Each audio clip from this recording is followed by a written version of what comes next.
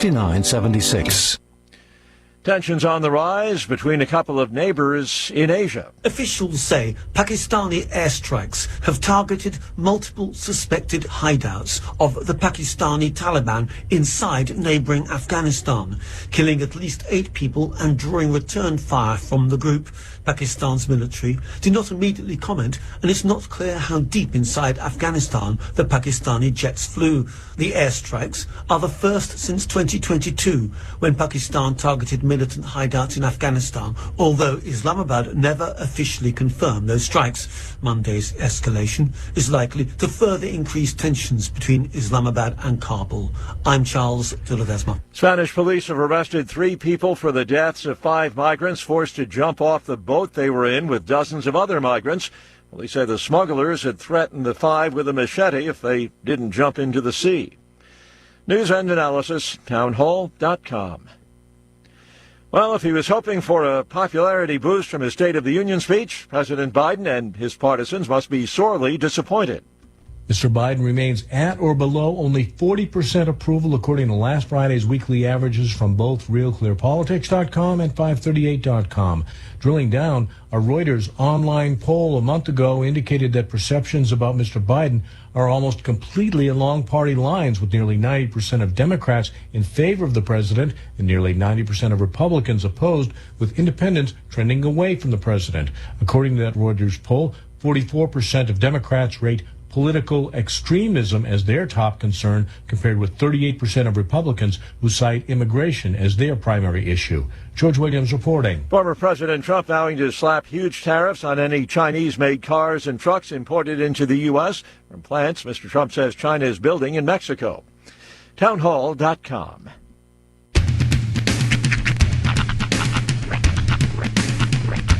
What in the wide, wide world of sports is going on here?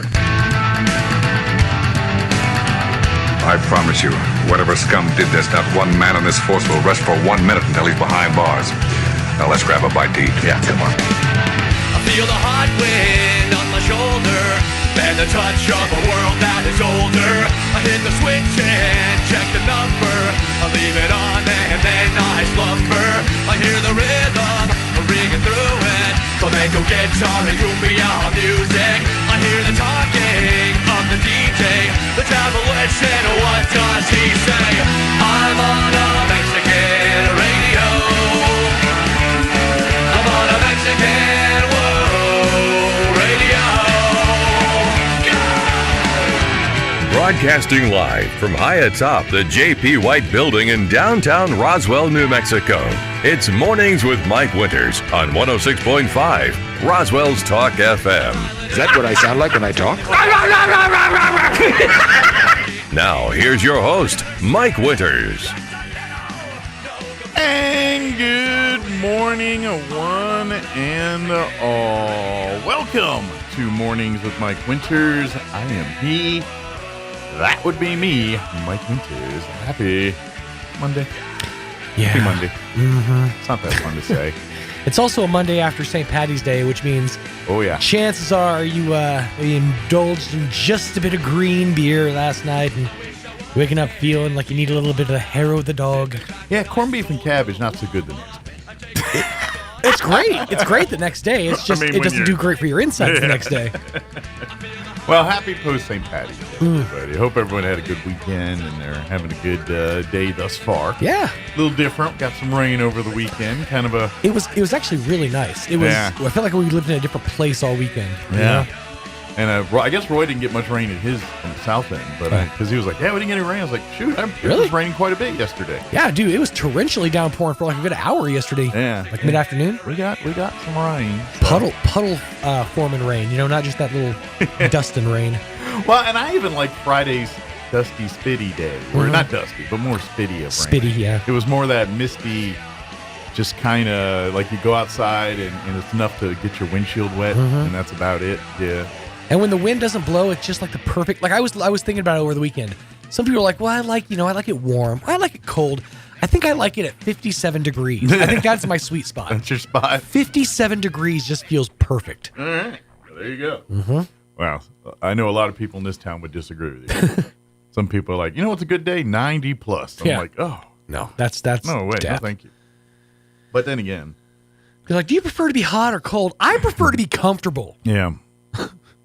57 just feels good, feels right, crisp. Well, it's weird You how feel alive. 57 outside may feel good, but if your house is 57, Oh, that's you're freezing. That's ridiculous. Yeah, just context sometimes. that's just uncalled for. But anyway, happy Monday. Hope you had a good weekend. I Mine was pretty did. uneventful. I was low key. I didn't do much this weekend. Yeah. So kind of hung out at the house, did a couple things, errands and what have you, but really didn't do much this weekend. Kind of laid low. So. Yeah, had the kiddos this weekend, so I had to manufacture fun the majority of the weekend.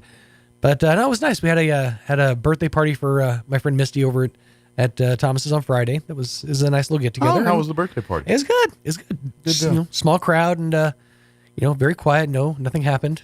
Probably had a quieter St. Patty's Day because Oh yeah, now if this was 20-somethings on Friday night, then they're out back again Sunday. But Yeah. there was not a lot of 20-somethings no, in that room, I'm guessing. You can really tell the median age of this party because right about like 10:30, 11 o'clock, we were all like, well, it's getting late. Oh, I know. I remember because and I've kind of evolved over time where like when we were younger, 10, 15 years ago, and a lot of the same group kind of hanging out. Yeah, those parties or gatherings went a lot later. Here 10, 15 years later, it's like, all right, 10:30, it's getting a little we got a meeting in the morning. An hour before we wrap, we're all just sitting around the table talking about what hurts on us. Yeah. Yeah, those parties hit different when you get a little older. But it did help. Yeah, I got the the celebration out of the way on Friday, and I was just able to have kind of a quiet evening last night. Good yeah. deal. I did have a thing happen to me though. I'm curious if this ever happens to anybody else. Mm-hmm. Because I don't know if it's like just a me phenomenon or what. Have you ever been like, okay, so you wake up in the middle of the night. You know how like your eyes get an extra layer of like goop? Sandman stuff. Yeah, essentially. That seals your eyes shut. So have you ever had that moment where you open your eyes in the middle of the night, 3 a.m, and I don't know if it's an eyelash or just a random speck of dust lands on your eyeball? Has that ever happened? Because for the next 45 minutes, I'm just tears streaming down my face trying to stop my eye, this whatever's in my eye out of it. Right.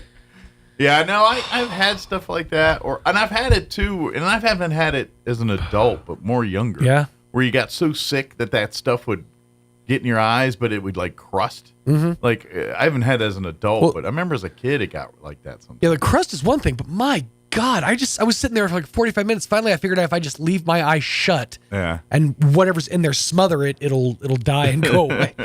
Because man, it was ridiculous. Did you get up, like splash stuff on your? No, like, I thought about going and wash or like rinsing my eye out, but historically speaking, that's made it worse. Oh, okay. Do you have any Visine or something? I didn't at the time. I was like, God, I wish I had clear eyes. I usually keep a bottle in the medicine cabinet. No, I'm not that prepared. I'm lucky I have paper towels half the time. I'm not that prepared to just have Visine on hand. I'm an Eagle Scout. I tend to keep things around the house, even if I don't need them. It's good and bad. Don't get me wrong. I got a 2-week supply of freeze-dried noodle soups, but that's all right. You go through my first aid kit. There's like boil cream for 10 years ago in there too. Right. So Camphofenique. Right. In that weird glass bottle with the cotton top that you had to like a rollerball thing. It's like Vaseline's logo hasn't been like that in 15 years. Best if used by the Clinton administration, Mom. Yeah, but that's what my medicine cabinet kind of looks like. But there's stuff in there usually. Yeah, so, you're prepared in case you need it. There's also probably some cold medicine from 1987 in there too, or no, later than that, like 2004. Couple of glass pills full of iodine. Yeah, exactly. Castor oil? No. But now I was, and I didn't watch any of this over the weekend, but I like like there's a bunch of movies I think now that I really won't want to watch necessarily by myself, but now with Kim. Like my Big Fat Greek Wedding 3 is on Prime now. There's a 3? There is. Oh. There is. I guess it came out a year or two ago. I don't know. Okay. I remember it vaguely in the theater. I remember 2, and I thought 2 was overkill. Well, the third one, the dad's dead, apparently. Like, I saw the trailer for it. I haven't watched it yet. Spoiler alert! Well, it was like 2 seconds into the trailer. Did he try Windex? I don't know. All I know, he's in an urn in this one. So, because they premise it like, we've lost our father, and that's like the first thing out of the trailer. Right. And this one's about, I think their kids maybe getting married. I think. I don't know. I didn't pay that close attention to the trailer. I just remember right out the gate, it's like, oh, the funniest part of the movie's dead. All right. It's going to be a peach. But we'll go watch it anyway. And then there's another movie that I can't remember the name of, and it came out in 2014. Okay. But it stars Bryan Cranston. Okay. Lawrence Fishburne, and is that the one where Evan Baxter. Cranston's the dad? No, it's not well, it's excuse me. Is it called Last Flag Flying? Maybe. 2017? Maybe. Well, this thing came out in 2014. Well, it says starring Bryan Cranston, Lawrence Fishburne, Steve Carell. Yeah, that's the movie. Last Flag Flying. It's 2017. Okay. Well, the thing on the TV said the little different. But anyway, the premise of the movie is they're all war buddies. They're veterans together, and Steve Carell's son, who's a military member, gets killed in action. Right. And so Steve Carell reconnects with his 2 buddies to ask them to come help get his son. Okay. And I guess when they get the son, something goes down, and they're like, "You're not going to take him," and they take the body on a trip with and so that's the premise of the movie, is them taking Steve Carell's son home while they're like literally in a minivan with a casket or something like that. But it's a comedy drama, kind of one of those, right? Probably heartwarming kind of deals with some comedy because of the actors of which it's in it, But I was like, how did I miss this one? This looks like something right in my wheelhouse. So I got a couple movies on tap there to watch. Nice. But I didn't get around to watching this weekend because I don't know why, but we did. Yeah, I watched. I actually just kind of got lost in YouTube nonsense. Although I did recently get Paramount Plus, so I've been kind of exploring around on there. Ah, yeah. Getting caught up on Survivor and some other stuff. Watched the first half of a 4-part documentary, so the first 2 parts. On Investigation Discovery last night, and it's all about it's called Quiet on Set, and basically it's the whole the story of Nickelodeon in the 90s, but from the perspective of the child actors that were abused, neglected, sexually assaulted, pedophile stuff, and all that. And there's a lot of revelations of some of the people who were on staff who weren't even ever vetted or given a background check. Yeah, people like Brian Peck. It's creepily scared when you hear these stories really later. Yeah, especially as we were young growing up watching this stuff in some cases, and a little bit later for not me, but for me, but people your age. I was a little older, just a hair older than to be into that stuff. But it's part of me is like, it is shocking, but part of me also says, well, of course this is what was going on. Look what in the world it is, and it attracts a certain person, and this is what it is. So there's a kid, and this wasn't in this documentary series, but I watched one recently called An Open Secret. It talks about how there was an organization back in 99, right before the .com bubble, called Digital Entertainment Network, or DEN. Okay. It was started by these 3 guys, and one of them was this kid named Brock Pierce. He was, if you remember the movie The Mighty Ducks, he was the kid from that. Which kid? The main, the blonde kid, the main protagonist kid. Yeah, the son of the mom what's his name was trying to. He was also in First Kid. A couple other things. Anyways, come to find out, this kid was helping these 2 older fellas, Mark Collins Rector and somebody else, and basically finding pictures of young children, in compromising positions, and essentially sending these pictures to Mark Collins Rector, who would then put them up online and sell them. Oh, jeez. Yeah, it was this whole underring of whole stuff happening. And everybody basically broke off and got away, Epstein-esque. relatively clean, except for the Mark Collins Rector guy.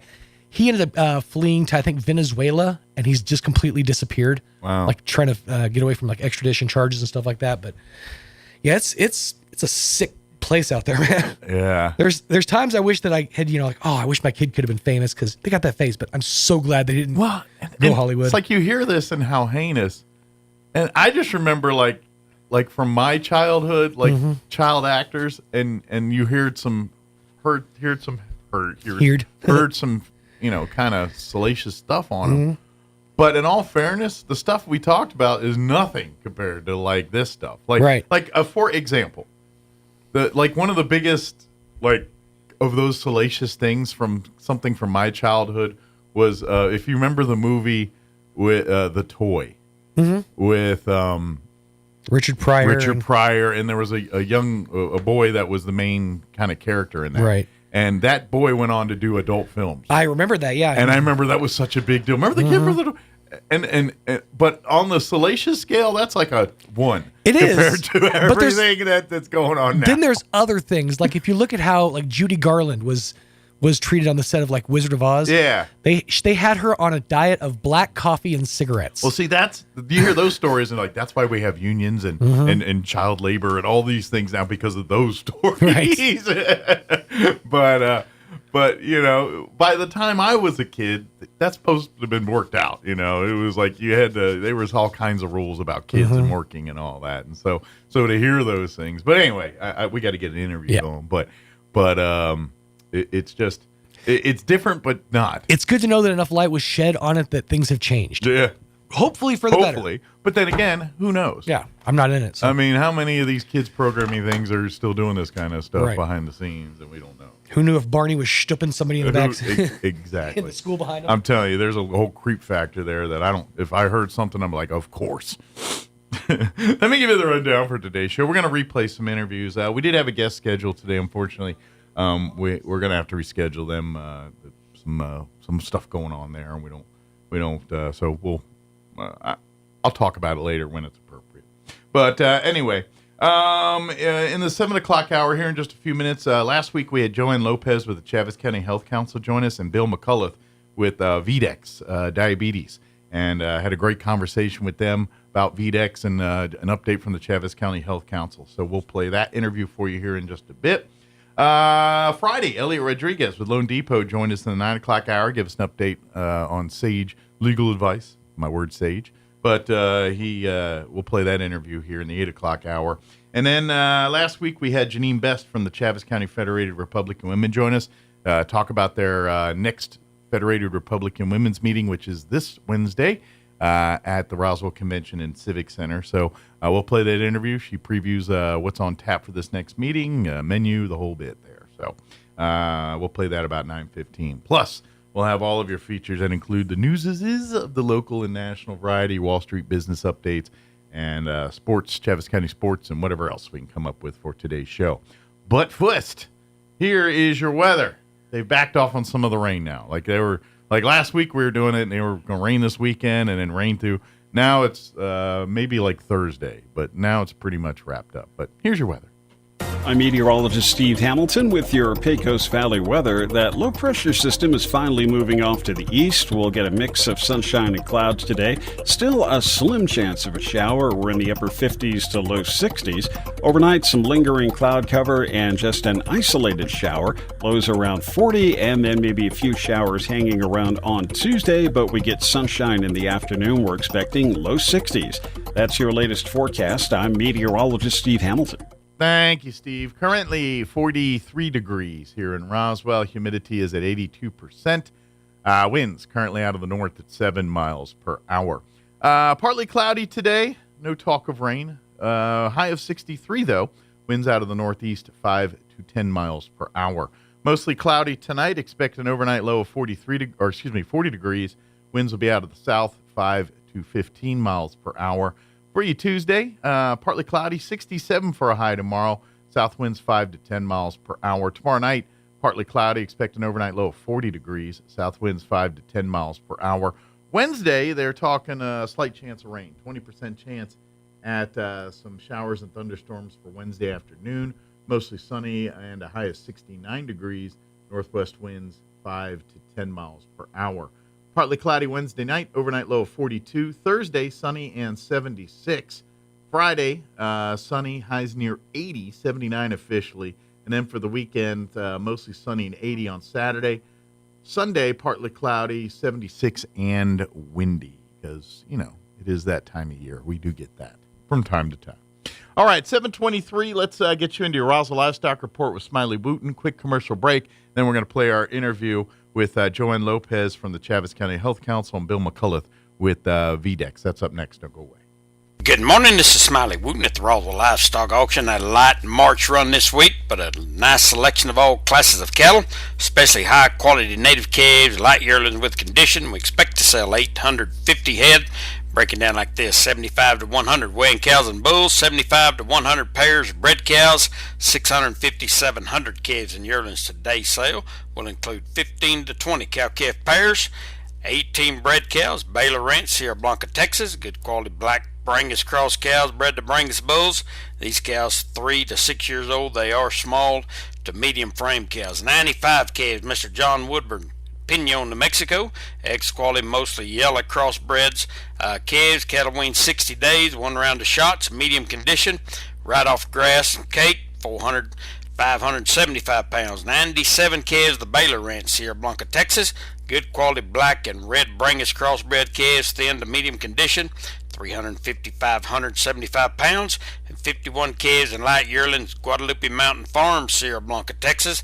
Excellent quality black white face Angus crosses, 700 pounds. Sell time this morning 9 o'clock. Sell pairs of bred cows 9:30. Be selling calves and yearlings at 10 a.m. Very light run of cows and bulls today, so don't be late. We do expect to sell 850 head. This is Smiley Wooten, Roswell Livestock Auction.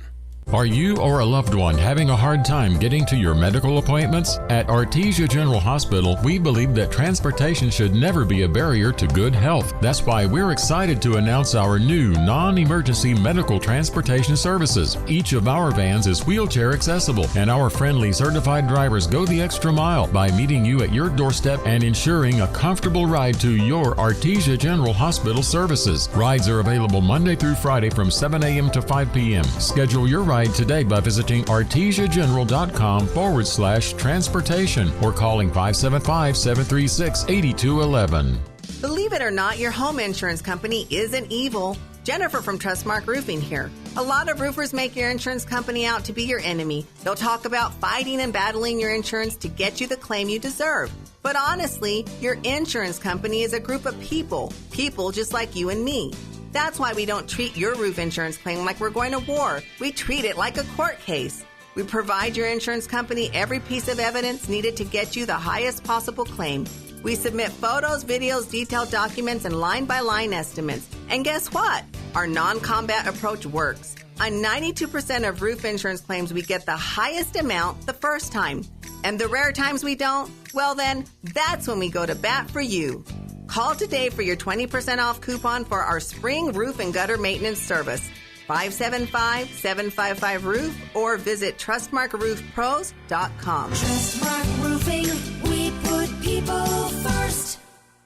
Get your tickets now as Red Zone presents A Night with C.J. Stroud, Saturday, April 13th at the Bulldog Pit in Artesia. Previously announced as A Night with Jason Witten, Jason became unavailable, so C.J. Stroud stepped up to take his place. C.J. is the 2024 Offensive Rookie of the Year with the Houston Texans and two-time Heisman Trophy finalist. Admission is free, but you must have a ticket to enter. Jason Witten printed tickets are still good, and remaining tickets are available at the Artesia Chamber of Commerce. This invitation is courtesy of H.F. Sinclair. Excited about C.J. Stroud coming to Artesia. Here's a Mornings with Mike Winters fun fact.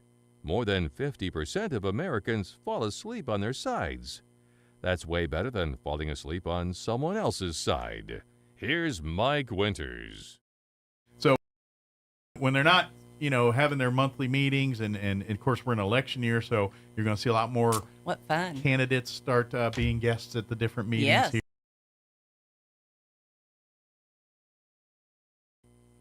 And good morning. It is 22 minutes after 8 o'clock. I'm trying to get an hour ahead of myself here. And Joining us in studio, Joanne Lopez with the Chaves County Health Council back with us. And you brought a guest, and I didn't quite catch your name there right as we were going in there, so I apologize. But Bill McCullough.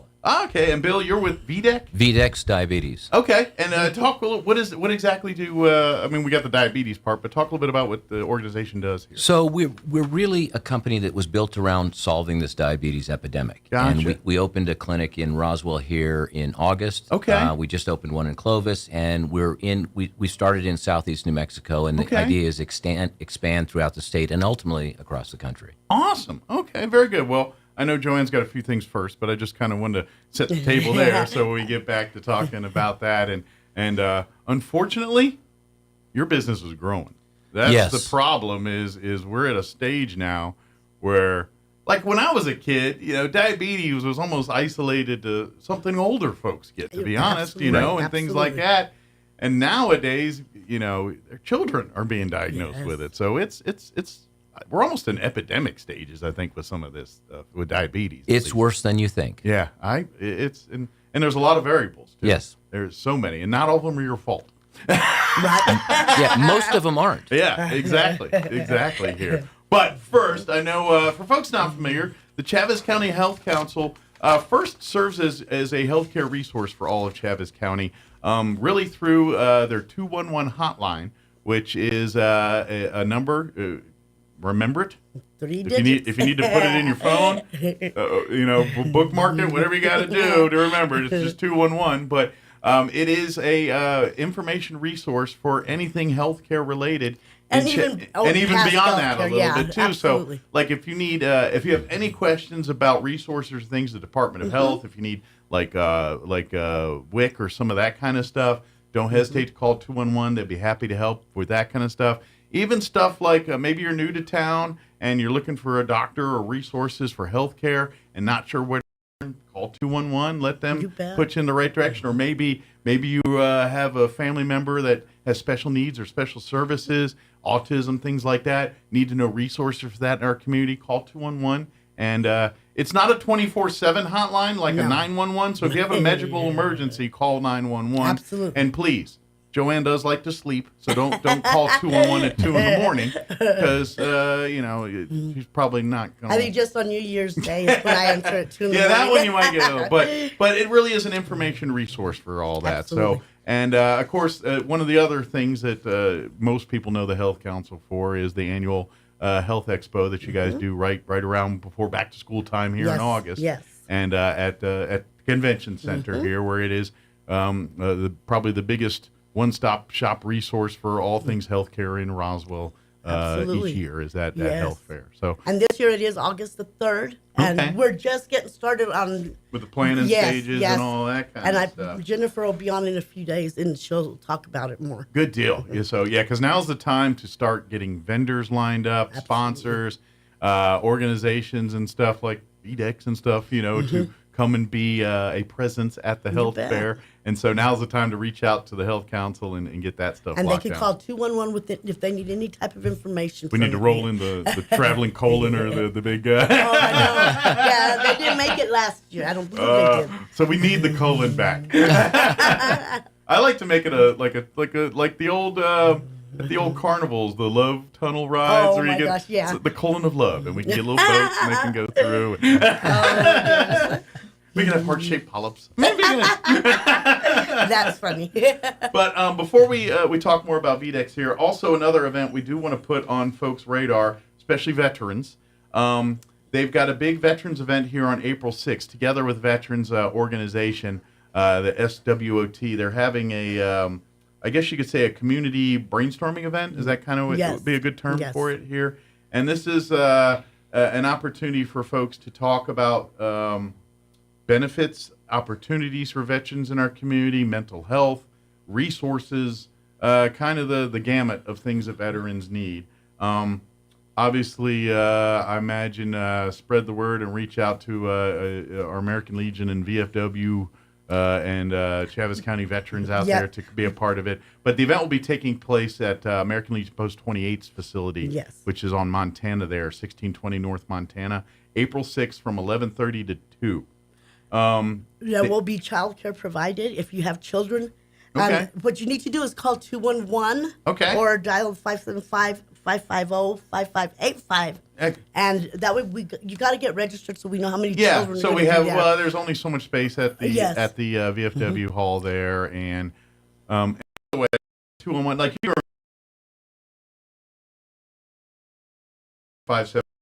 575-550-55. But why bother? You just have 211. Just absolutely. Yeah, same thing. get registered. I just like pushing more buttons. We provide food. You'll be eating lunch there during your session. Yeah. And there will be games for the kids and activities. They're not just going to be there. So bring the families, bring your individuals, certainly veterans, or people that support veterans. Definitely and that recommend. Community, because what we're trying to do is get information from the community. Sure. What's up? It's as much of a gathering as it is a giving information meeting here and pooling resources together. And really in the veteran world, we have our American Legion and our VFW and our Chaves County Veterans, our various organizations. They all do their own thing, but also work in concert too. Like anytime there's a veteran in need in town or one coming through town, usually there's the call goes out to all the ones and say, hey, can we put them up for the night or whatever their issue are to take care of that veteran's needs.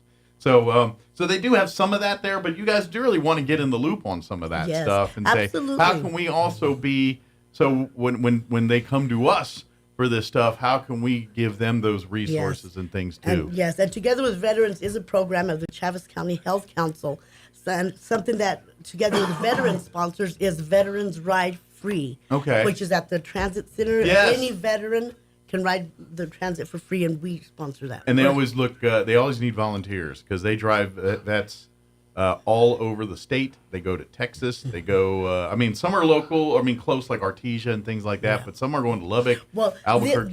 This program itself is just for Roswell, for our transit. Okay, there's right also now. the other one too, with yes. Magel runs, but he's part of the American Legion Post. I imagine he'll be there. You can talk to him there.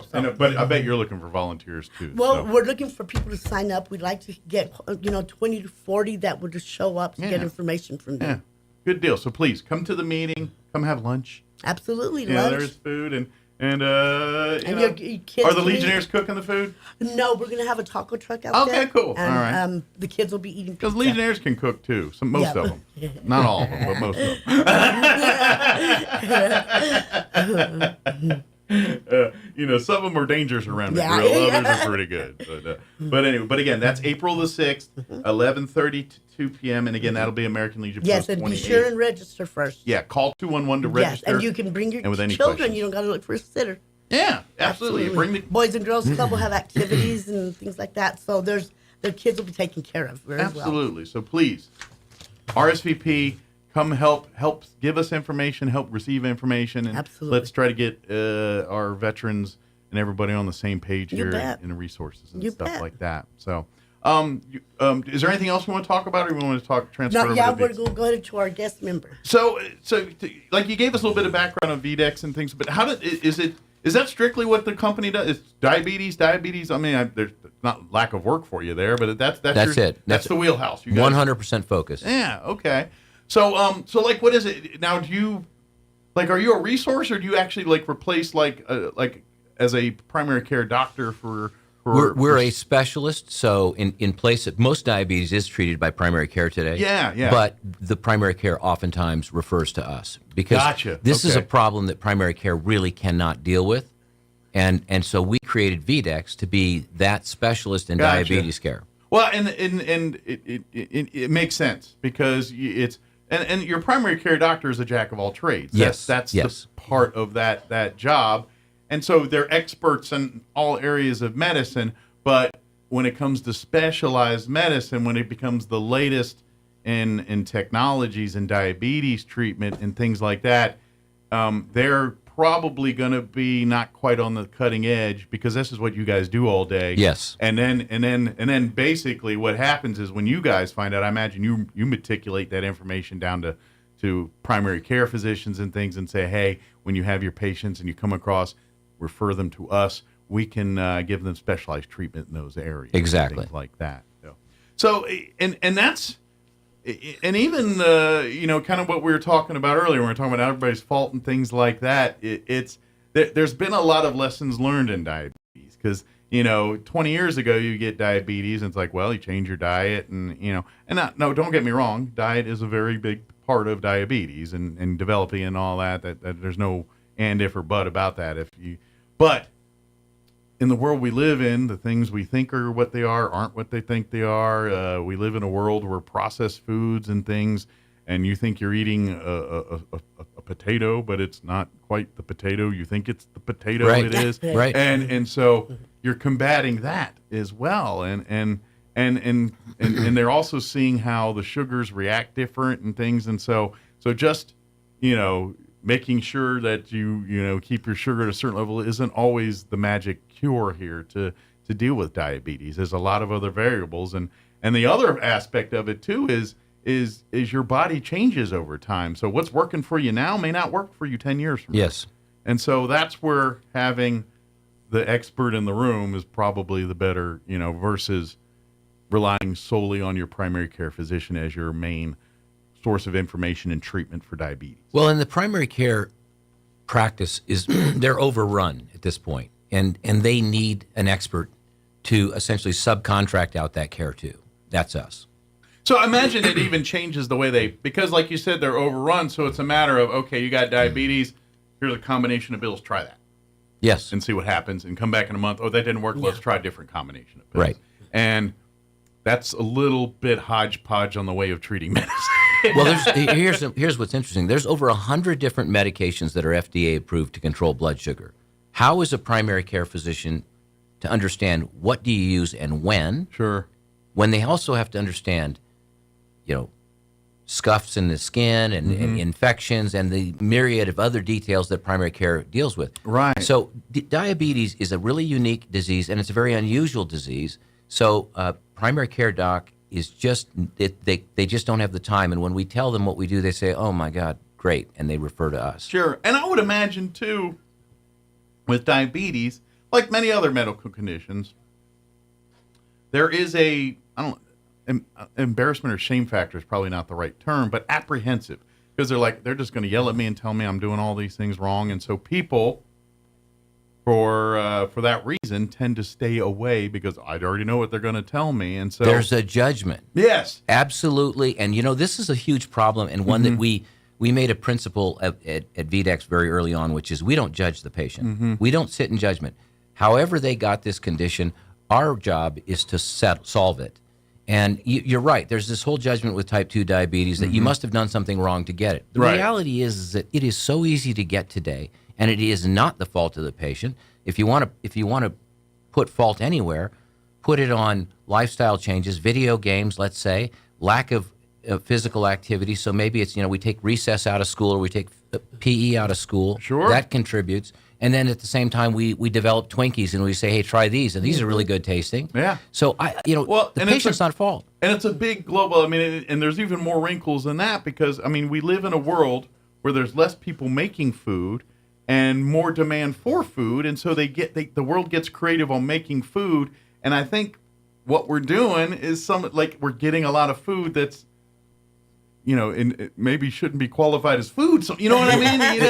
You're right. It's closer to a drug than it is to food. You're right about that. Yeah. And so, but to us, we don't know. You go to the grocery store. Here's Twinkies. Here's potato chips, and you're like, are they potato chips? Are they cut from a potato and fried? Granted, fried, probably, but it's still at least it's a potato. Yeah. Where now it's like no, it's an amalgamation of potato-like things that we scrape together and formed into a chip-like thing, and guess what? That's your body's going to react way different than to a potato. Yep. And that's what we're dealing with. You think you're getting a potato, and you're not. And that's part of the problem too. So it's really education, knowing what you're putting in your body, and knowing that people are trying to trick you. Every time you go to the grocery store, the marketing and everything that goes on there is trying to get you to buy it. Yeah. They don't care how healthy it is for you. They want to sell it to you. But they'll tell you in the guise, fat-free or whatever it is. And well, guess what they did to make that fat-free? They destroyed it in 12 other ways right. to do it. That was one of the biggest problems that the government, and there's some recognition and admission of this, that 40 years ago when the government said, get fat out of your diet, they did exactly the wrong thing. It should have been get low carbohydrate, highly processed carbohydrate out of the diet. Instead, they said take fat out of the diet, and people stopped eating certain foods that were healthier. Sure. And they substituted them with high sugar foods. Just gee whiz curious. Because obviously standards in other parts of the world are different. Europe, for instance, does not have the same regulations that the United States does when it comes to food and things. Matter of fact, I think they're a little more stringent in certain aspects of that than the United States is in that. Are they dealing with the same kind of numbers in diabetes that we are, or is it lesser to an extent? Europe, actually, you're spot on. Europe is a little less. Okay. But here's what's interesting is that China and India have a massive problem, and the Middle East has a massive problem. Interesting. Okay. So this adds a new wrinkle to understanding diabetes, because everyone has talked about diabetes as a food problem. Mm-hmm. We're eating bad food, and that's part of it, but it's actually probably not the biggest part. Okay. Why does China have 174 million diabetics when they don't have the obesity problem we have? It's because of activity.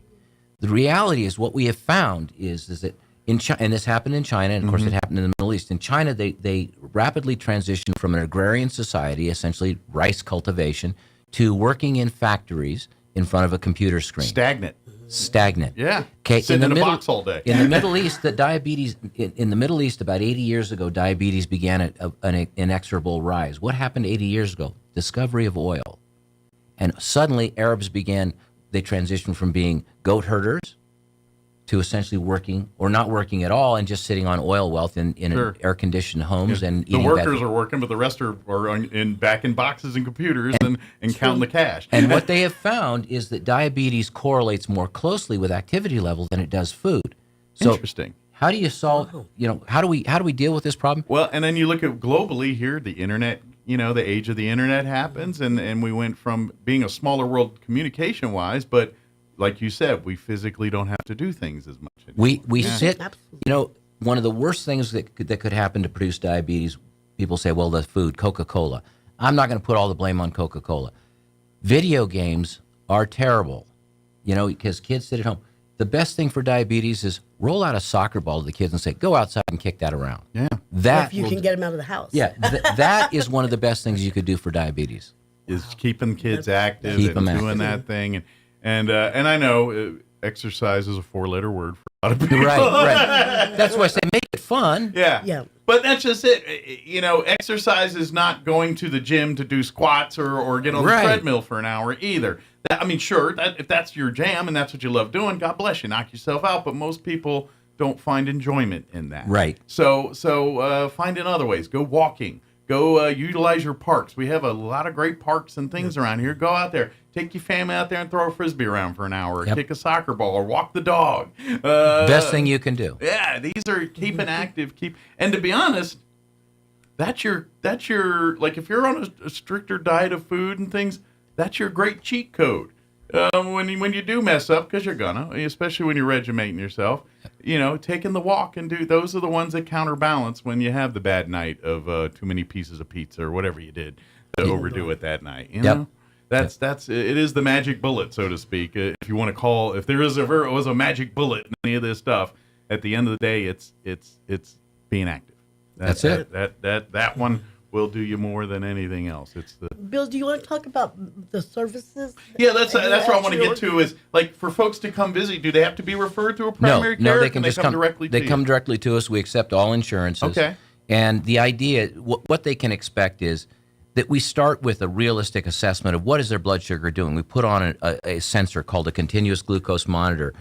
It used to be, and it actually still is that doctors would tell people, check your blood sugar 4 or 5 times a day, and you would stick your finger with a little lance. Mm-hmm. Well, I've done that. I don't like to do that. It's not fun. That's not fun. And you know what? If the doctor tells me to do the COVID numbers almost totally resolved. It would not be a pandemic. It'd be a bad cold. Exactly. Yeah. Diabetes exacerbated COVID, and those people who had it, that's why you saw, that's where the death rates occurred. Mm-hmm. So it's foundational. Yep. So really, if you have diabetes, what does it hurt? Make an appointment, talk, even if you're, and you still want to stay in concert with your primary care. This is not subtracting from what you're doing now. No. This is in addition to whatever medical you're doing, because we'll never tell you never not follow the advice of your doctor. That's what we do. But this now you got another group of doctors that they do literally nothing all day but deal with diabetes-related issues, whereas your doctor is also dealing with bump knees and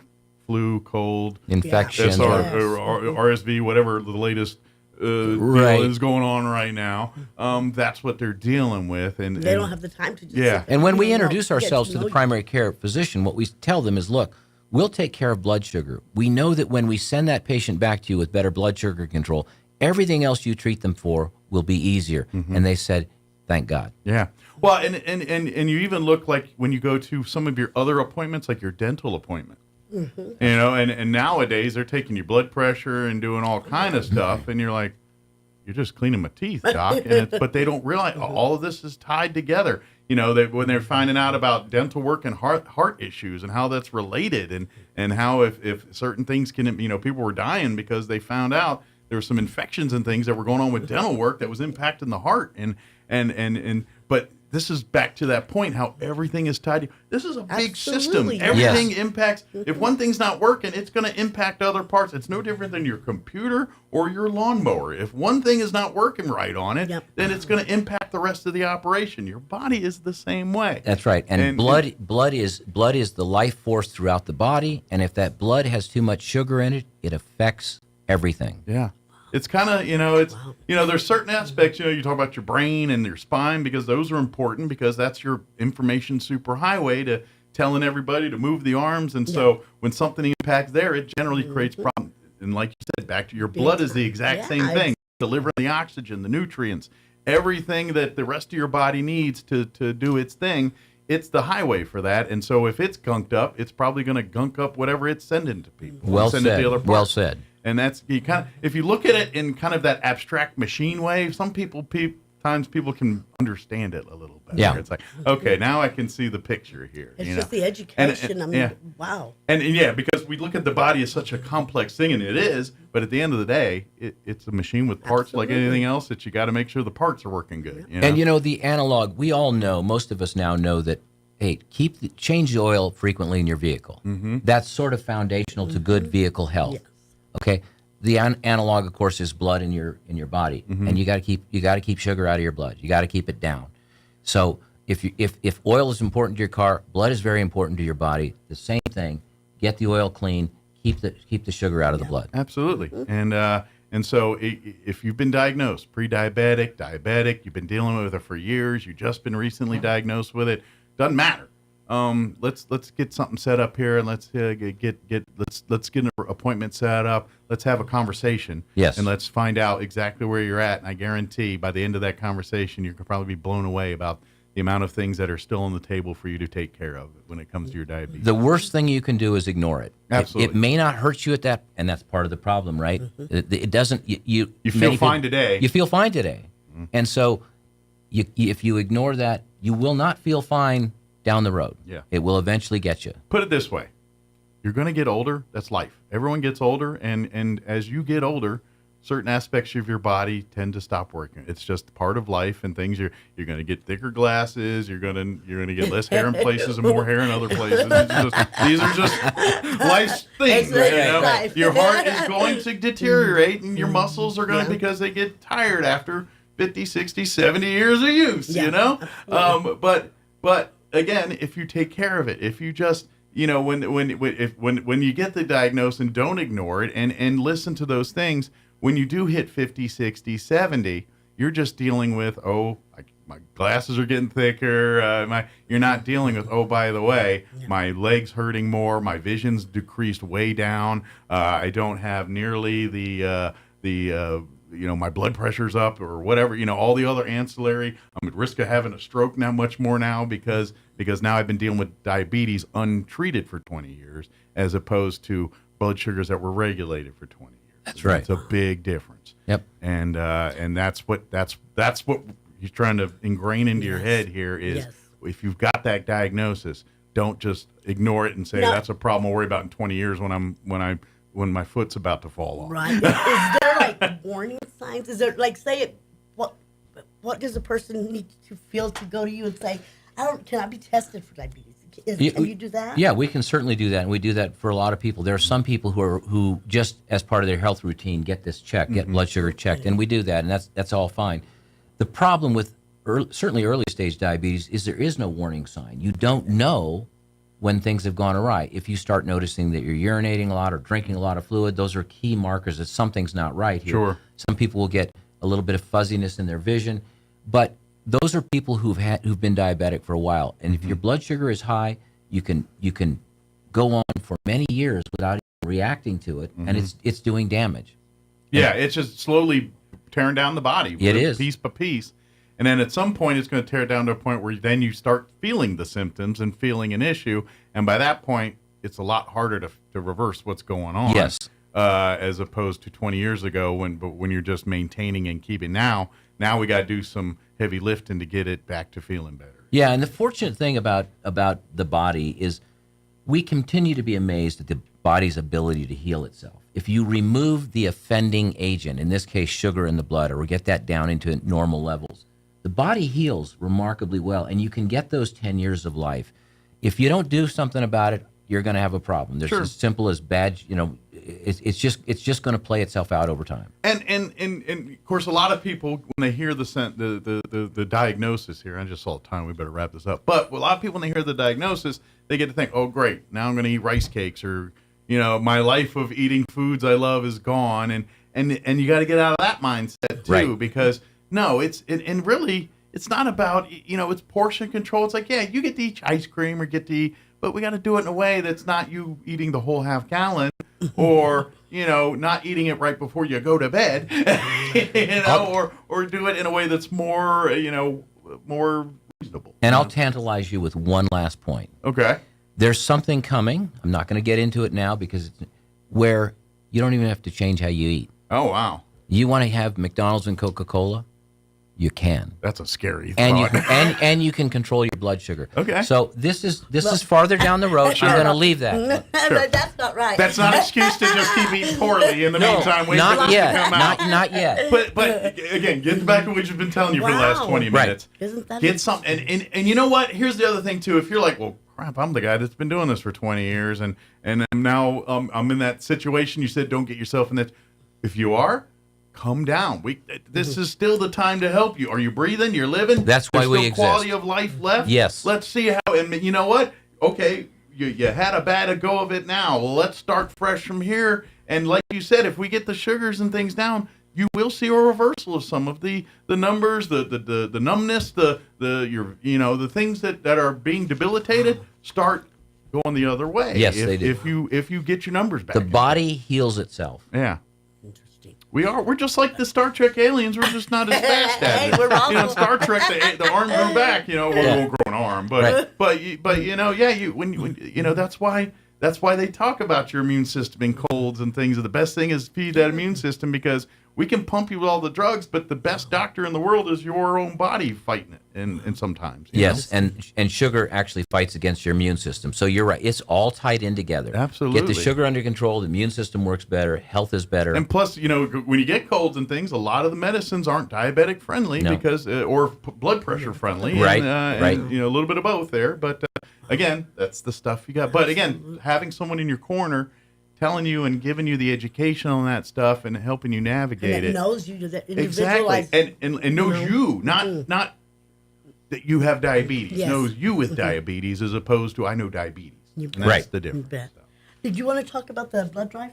Yes, so we're... Yeah, we better real quick. I get to philosophical and forget the important information. Yeah, on March 23rd, we are hosting a blood drive, our second blood drive in Roswell. Excellent. And our location is 110 West College. Okay. So it's very close by. And will they have the bloodmobile? Or they'll do you guys have the bloodmobile, okay. yes. I figure you guys are a medical clinic. You might have the resources, but it's a lot easier to bring the bloodmobile down. Yeah, and I think we're also doing, I should verify this, but I believe we're also doing free blood sugar checks. So if someone wonders if they're diabetic, come in, donate blood, we'll check. Wow. Okay, but be aware, if you just ate or things, that's gonna impact those numbers. So like if you want to know fasting and things like that, you make sure you fast and things. Yeah, you don't have to for the test we give. We're giving a test that does not rely on fasting. Okay.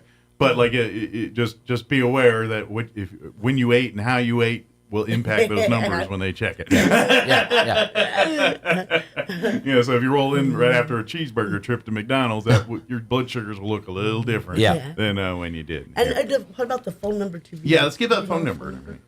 I don't have. You would have done that to me. Was there Facebook and the website? There is on the website and the local office number. I would have to check because I don't have the. Call 211. They can tell you. Yeah, 211 can definitely. But it's pretty easy to find us here in Roswell, VDEX, and like I said, we have a clinic that just opened in Clovis.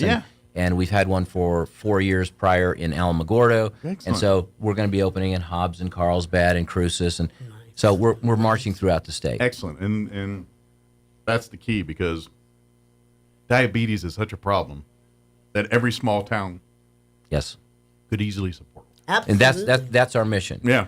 And it starts here in New Mexico, and then it spreads from there. Absolutely. Well, thank you. Appreciate it. And we'll see you guys, I guess, here in a week or two. We got you back on the schedule here in a week or two as we talk a little bit more about some of the other things. Just a reminder, state information for VDEX, you can dial 211. Yeah, 211. If anything we got here, 211, and we'll be happy to get that to you and get you set up so you can start visiting with the team there at VDEX here and get you on the path to healthy living. And thank you both for your time. Anytime. Thank you. Thank you for the information and I hope people, because this is, I guarantee every single person in his family is impacted by this, either you directly or your mom or your step somebody or another. Diabetes is just, it's way better, way broader than cancer. Cancer's like, someone with cancer. Well, shoot, you probably know someone in your house with diabetes. Yeah. So true. Absolutely. Thank you, guys. Thank you, Mike. All right, 9:01. Actually, you listen to 106.5 Roswell's Talk FM, KEND, or Roswell, New Mexico.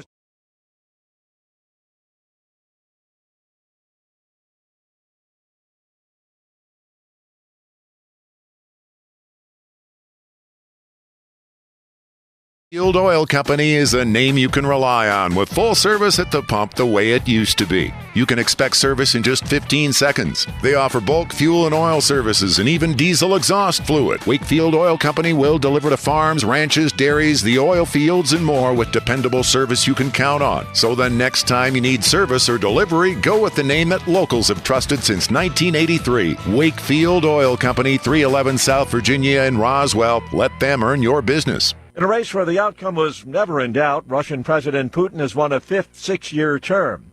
Our military affairs analyst, retired Army Lieutenant Colonel Robert McGinnis, says it's not hard to figure out what Putin's top priority will be going forward. I am concerned that he will jump on a mobilization of reservists much more than he already has in order to bolster his efforts in Ukraine. McGinnis worries that such an action could drag the West to deeper involvement in the war in Ukraine.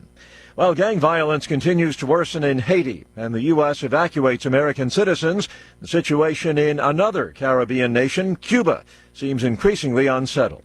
Demonstrators on the streets of Santiago amid blackouts and food shortages. Tensions have soared in recent weeks on the communist-run island amid a worsening economic crisis, but demonstrations such as this remain rare.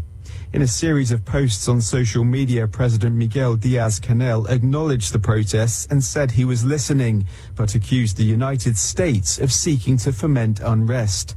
The government continues to blame U.S. sanctions for the dire state of the economy, but critics say mismanagement is behind the current crisis, the worst in 3 decades. In a recent sign of the seriousness of the shortages, the government has for the first time been forced to ask the UN's World Food Programme for assistance. The BBC's Tom Bailey. Japan's prime minister says North Korea has fired multiple short-range ballistic missiles into the waters between the two countries. On Wall Street, the Dow is up 87 points, the Nasdaq ahead 200 points. More on these stories at townhall.com. Here's an important message from the Diabetes Solution Center. Do you like pricking your fingers to test your blood sugar levels? No one does, but it's important to maintain your health. And now, by wearing a small remote device called a continuous glucose monitor, or CGM, you don't need to prick your fingers anymore. It's easy to use and helps you make more accurate diabetes treatment decisions. If you are testing your blood sugar 3 or more times daily, injecting insulin, or using an insulin pump, call the Diabetes Solution Center right now. And if you have Medicare or most major insurance coverage, you may be able to get a new CGM at little to no out-of-pocket cost. Shipping is free, and we'll even bill your insurance company for you. If you are testing your blood sugar 3 or more times daily, injecting insulin, or using an insulin pump, call the Diabetes Solution Center right now to learn how to end the painful finger sticks and get your own continuous glucose monitor, or CGM, at little to no out-of-pocket cost.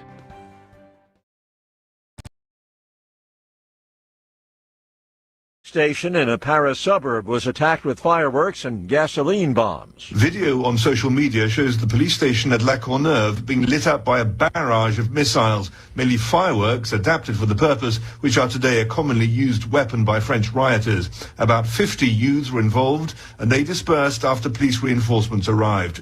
Police say the attack is linked to the road accident 4 days ago, which killed an 18-year-old from La Courneuve. The police version, contested by his family, is that he refused to stop in order to by a police patrol and then collided with another police vehicle as he fled the scene. The BBC's Hugh Schofield. China reports manufacturing and investment improved in the first 2 months of the year, while weakness in the property sector weighed on the economy. Industrial output rose 7% from 1 year earlier. That was better than analysts had been expecting. News and analysis at townhall.com. Many Americans rely on Medicaid, but there's a catch. Often states try to recover the costs after the recipients die, and that could be a huge bill, even the sale of their homes. Uncle Sam requires every state to recover money from the assets of dead people who, in their final years, relied on Medicaid for long-term care. Now, critics want the feds to stop doing that because they say the program collects money from the very poorest people. They add, states should tell people they're putting their homes at risk when they sign up for Medicaid. Jason Walker reporting. Ohio voters head to the polls tomorrow in a closely watched GOP primary. U.S. Senate candidates Bernie Moreno, Secretary of State Frank LaRose, and State Senator Matt Dolan are competing for the Republican nomination. To get on Wall Street, stocks higher this hour. More on these stories at townhall.com.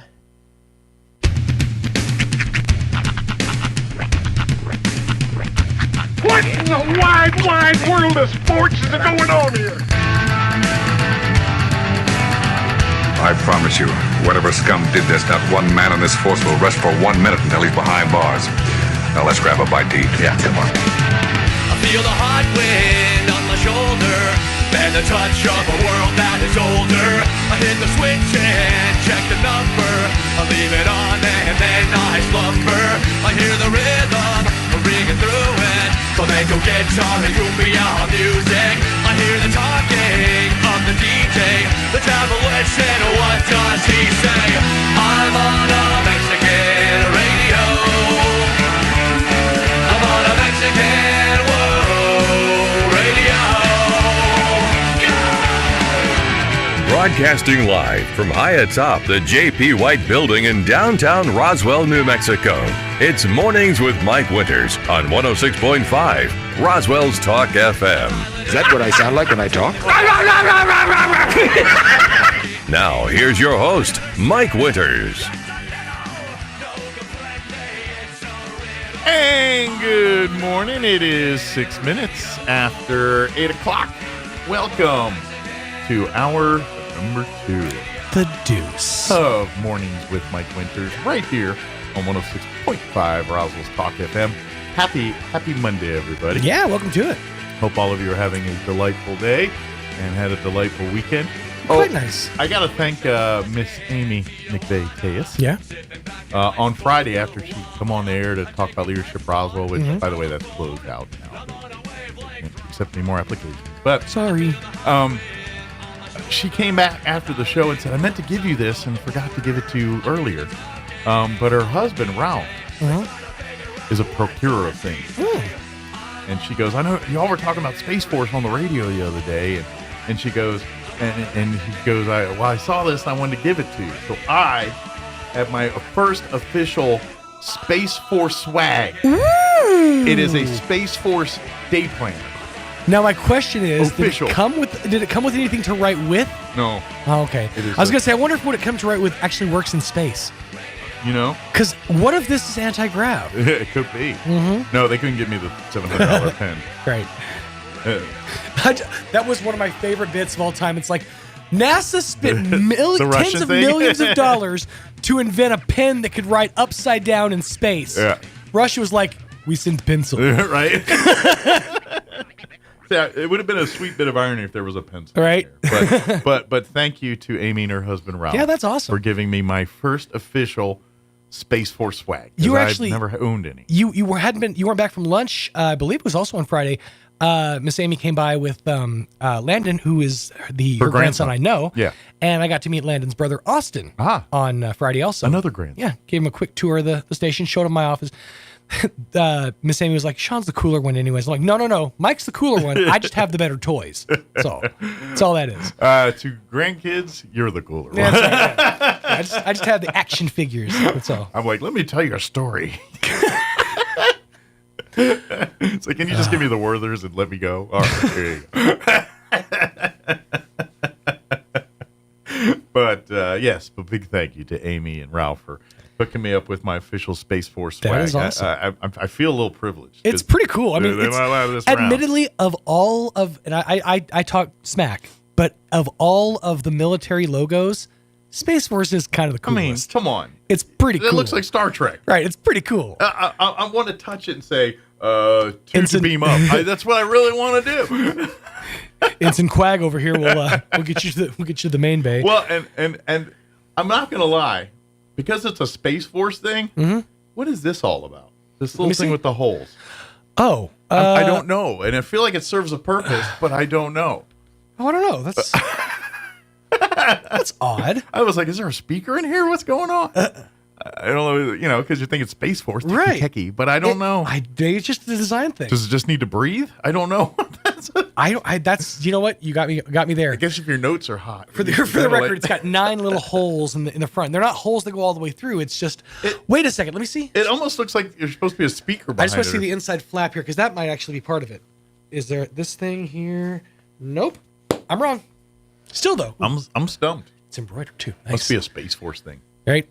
They understand. The 9 holes symbolize the 9 tenets of... It's the 3 seashells all over it. The 9 tenets of moral code in the Space Force. Yeah. I don't know what they're for, but... Tenet number 1. I'm going to pretend it's something techie and important. Probably. Tenet number 1, by the way, for the Space Force, no crumbs. And things will clog the instruments. That's right. You mentioned something right before we got on the air that sort of like piqued my interest. You said that you watched something you hadn't seen in eons. Yes. Over the weekend. Yes, I watched basketball over the weekend. It's funny because you say you haven't seen that movie in eons. Yeah. It's probably been a good solid 3 weeks since I watched that movie last. Really? I love that movie. There's some movies I like some movies. I love some movies. There are like 3 movies that I could, from start to finish, quote almost every single line of. That's one of them. Hot Rod is another one, and there's probably a third. But I've seen that movie at literally 150 times. It's been so long that when I saw it, I was like, oh my gosh, I forgot Ernest Borgnine's in this thing. Yep. And I'm like, haven't you ever wanted to be a sports hero? Jeez. And then I started thinking, I was like, is this like one of the last things Ernest Borgnine did before he passed? Because I'm going to tell you the amount that I loved this game, or this movie. I used to play a game called Worms Armageddon. Yes, I remember that game. It's a turn-based strategy game where you fight another team of worms with all these fun little weapons. The computer version, the PC version of the game, you could get into the inner workings of the game and change all the little things the worms would say and import your own clips. Okay. So my team's imported clips were basketball clips. All the terms. I went through I took the movie to I can't remember. It was work, and no, this is before I even worked at radio. Somehow I procured the clips. Okay. And Napster. Right, and then there was at one point one of my worms would smack another one with a baseball bat, and he'd say, "Hey Gretzky, you losing weight?" trying to think all the ones that are appropriate to say, but like, How many? Yeah, if you teleport a worm from one side to the other, you get the Borgnine. Haven't you ever wanted to be a sports hero? That movie is endlessly quotable. When he rolls Squeaks out of the drawer, wake up, you're my new best friend. Are we going to the zoo? Yeah. I swear, you guys rip on me like 13 or 14 more times, I'm out of here. Well, but you know what? Also, it watching it too is to remind me how much their comedy's evolved. Mm-hmm. Like it's it's very slapsticky. Yeah. And I'm not saying that they're not slapsticky still, but I think their comedy's more deeper than it was. Well, if you look in the basketball, if you look at the production team for the movie, it Yeah. was Matt Stone, Trey Parker, and David Zucker. Okay. So they had one of the Zuckers on. So there is a little more Zuckified. Mhm. There's some Zuckification, yeah. And you can kind of feel it in a lot of those, like the scene where Squeak is hanging out of the basketball hoop, his head's hanging out of him, and the guy's just working him like a speed bag. Yeah. Those psych outs too, all of those were great. Well, I'm just like now watching it in a 2024 mindset. Mm-hmm. I'm sure there's generations that are just triggered by everything in that movie. You know what I mean? Yeah. There's just so much stuff in there. All those scenes where that we just laugh at because we didn't take ourselves too seriously back Mhm. then. Now everyone's offended by the it. You know? scene in the locker room. Yeah. Yasmin Bleeth. I can't even say half the stuff that she said. Oh, I know. To argue about who has the bigger. Yeah. I mean, child. None of it is perfect. But anyway. So good. But it still holds up for the funny value. really does. I laughed out loud. Even when I knew it was coming, I'm still laughing. Not to mention the fact it sort of put real big fish on the map. Yeah. And some of the psych outs don't hold up. But No. But overall, it's still good. Fat liposuctioned out of, what was it? I can't remember who it was. Well, Marlon Brando's butt. And to be honest, Fear it's all Factor salty and warm. shows like Fear Factor desensitized us to some of the psych outs. Now it's just like, that's just something I see on Tuesdays. Come on. You know? We probably ought to get our interview going, so I better shut my hole. Shut your hole, Wayne Chung. This hour, we're going to get you updated with the weather here in just a second. We're going to play an interview we had Friday with Elliot Rodriguez from Lone Depot. E-Rod, as I'm going to start calling him. Ooh, I like it. E-Rod. E-Rod. So I had E-Rod on to join us. I like that. I think it's gonna stick. E-Rod. E-Rod. So Elliot Rodriguez joined us to talk home advice, home buying advice, and all that with us. So I'll play it here for you in just a bit. Later on in the hour, we'll get you up to date with news of the local variety, along with your Wall Street business update and whatever else we can come up with for today's show. But Twist, here is your weather. I'm meteorologist Steve Hamilton with your Pecos Valley weather. That low-pressure system is finally moving off to the east. We'll get a mix of sunshine and clouds today. Still a slim chance of a shower. We're in the upper 50s to low 60s. Overnight, some lingering cloud cover and just an isolated shower. Lows around 40, and then maybe a few showers hanging around on Tuesday, but we get sunshine in the afternoon. We're expecting low 60s. That's your latest forecast. I'm meteorologist Steve Hamilton. Thanks, Steve. Currently 43 and overcast here in Roswell. Semi-overcast. I see just a hint of blue, but mostly clouds. Humidity is at 82%. Winds currently out of the north at 8 miles per hour. Partly cloudy today. 63 are expected high with northeast winds 5 to 10 miles per hour. Shifting to the southeast later this afternoon. Mostly cloudy tonight with an overnight low of 40 degrees expected. South winds 5 to 15 miles per hour. Tuesday, partly cloudy. 67 for a high, south winds 5 to 10. Tomorrow night, partly cloudy with an overnight low of 40. South winds 5 to 10 miles per hour. Wednesday, slight chance of rain, 20% chance for showers and thunderstorms for the afternoon. Mostly sunny with a high of 69 degrees. Winds out of the north at around 5 miles per hour. 20% chance of rain continues into Wednesday night, mainly before 7. Partly cloudy with an overnight low of 42. Thursday, sunny and 76. Friday, sunny skies with highs near 80. And then for the weekend, sunny and 80 on Saturday. Partly cloudy and windy with a high of 76 on Sunday. So, a little up, little down. A little good, little bad, all mixed in.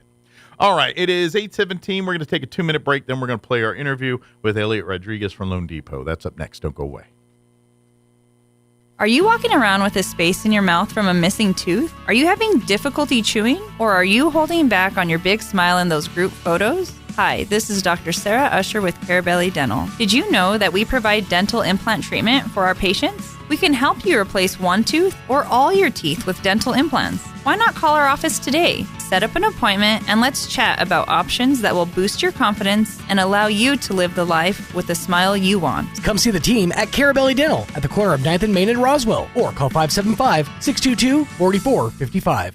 Oasis Computers has been Roswell's trusted source for home and small business computers for over 30 years, and they continue to be your best resource for computer repairs, operating system upgrades, web root managed antivirus, special orders, and more. Oasis Computers is now open from 8 to 1, Monday through Friday to better serve you. Service calls by appointments and after-hour appointments are available too. Stop by Oasis Computers at 1703 North Garden or call or text 575-625-9141 for even faster service. At Anderson Bethany Funeral Home and Crematorium, we honor and pay tribute to the achievements of your loved one by celebrating the life you shared together. Anderson Bethany Funeral Home and Crematorium is compassionate and cares about our local community and the families we serve here in southeastern New Mexico. Locally owned and operated, we will be here to help you decide how to celebrate the bond you've shared and pay tribute to the unique individual you've lost. Visit us at 2609 South Main in Roswell or call 622-5888. Asian Market brings the flavors of the East to Roswell. The market side has lots of new and different items, including new sauces and noodles to enhance your Asian dishes, plus new snacks and more. And the restaurant inside Asian Market has all Nook's favorites from 11 to 5, like wontons, egg drop, rice or noodle soup, crispy calamari, and the best barbecue fried rice in town. Dine in or call ahead for easy pickup. And find Asian Market on Facebook for updates on open times and specials. Hi, this is Nook. Come see me at Asian Market, 5702 South Main in Roswell. Call 575-840-5309. Here's a Mornings with Mike Winters fun fact. The ball on top of a flagpole is called a truck. Mess with your friends today by pointing at a flagpole and say, "Hey, check out the truck on top of that flagpole." Here's Mike Winters.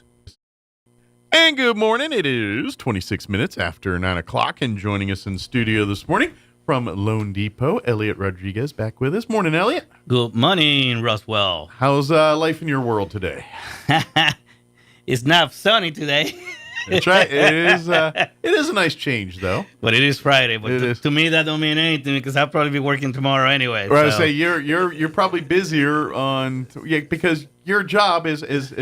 And for folks that don't know, Elliot pops in once a month and really comes to help us, help you and help families procure the financing for when they purchase their home.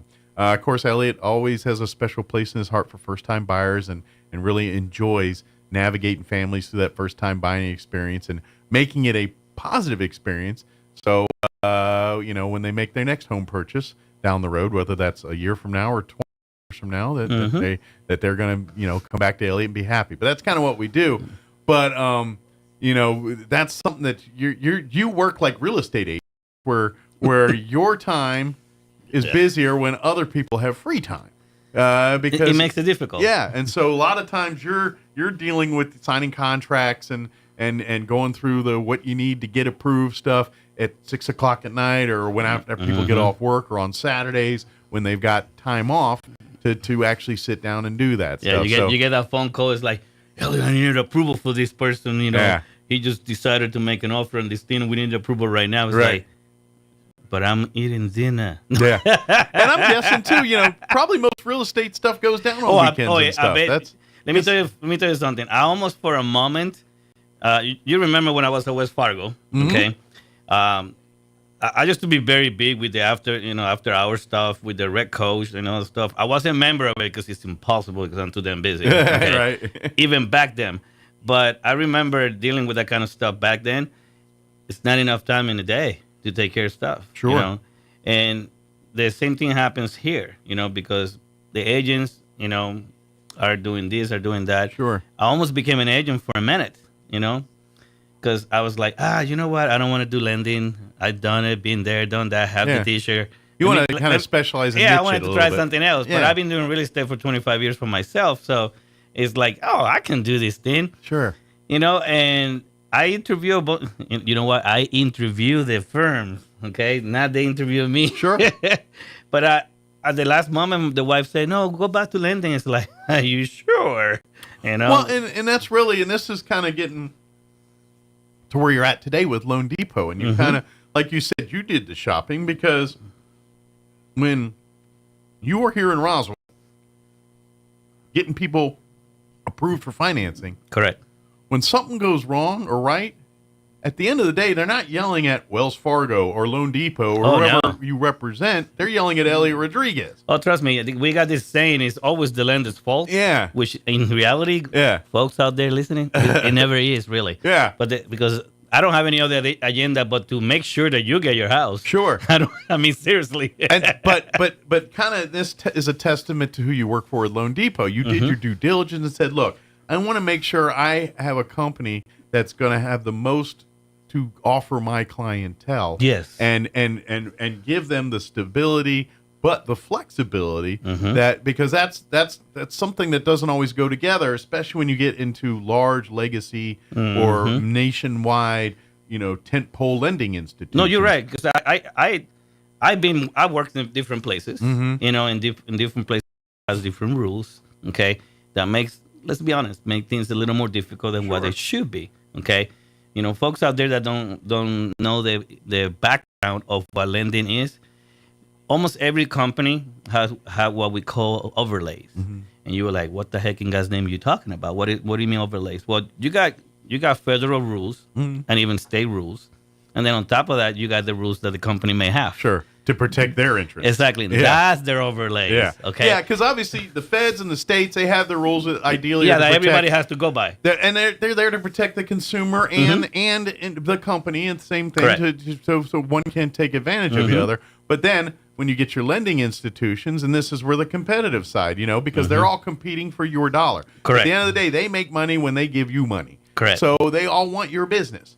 And so, but that's the rub, and that's where, and so some are gonna be a little bit more transparent with that stuff. Others aren't, and this is what you get with Loan Depot is you've got all of the conveniences of a national mate. Like if you need something to happen quick, Loan Depot's got the muscle to do that. Yeah, that's true. But at the same time, you get the guy like Elliot that's personal, that knows your family, your kids, what's going on, and the stuff what's best for you and your family. And so you get all the bells and whistles that come with Loan Depot, but the personal service and intimacy that a smaller or, having an individual person representing you gets.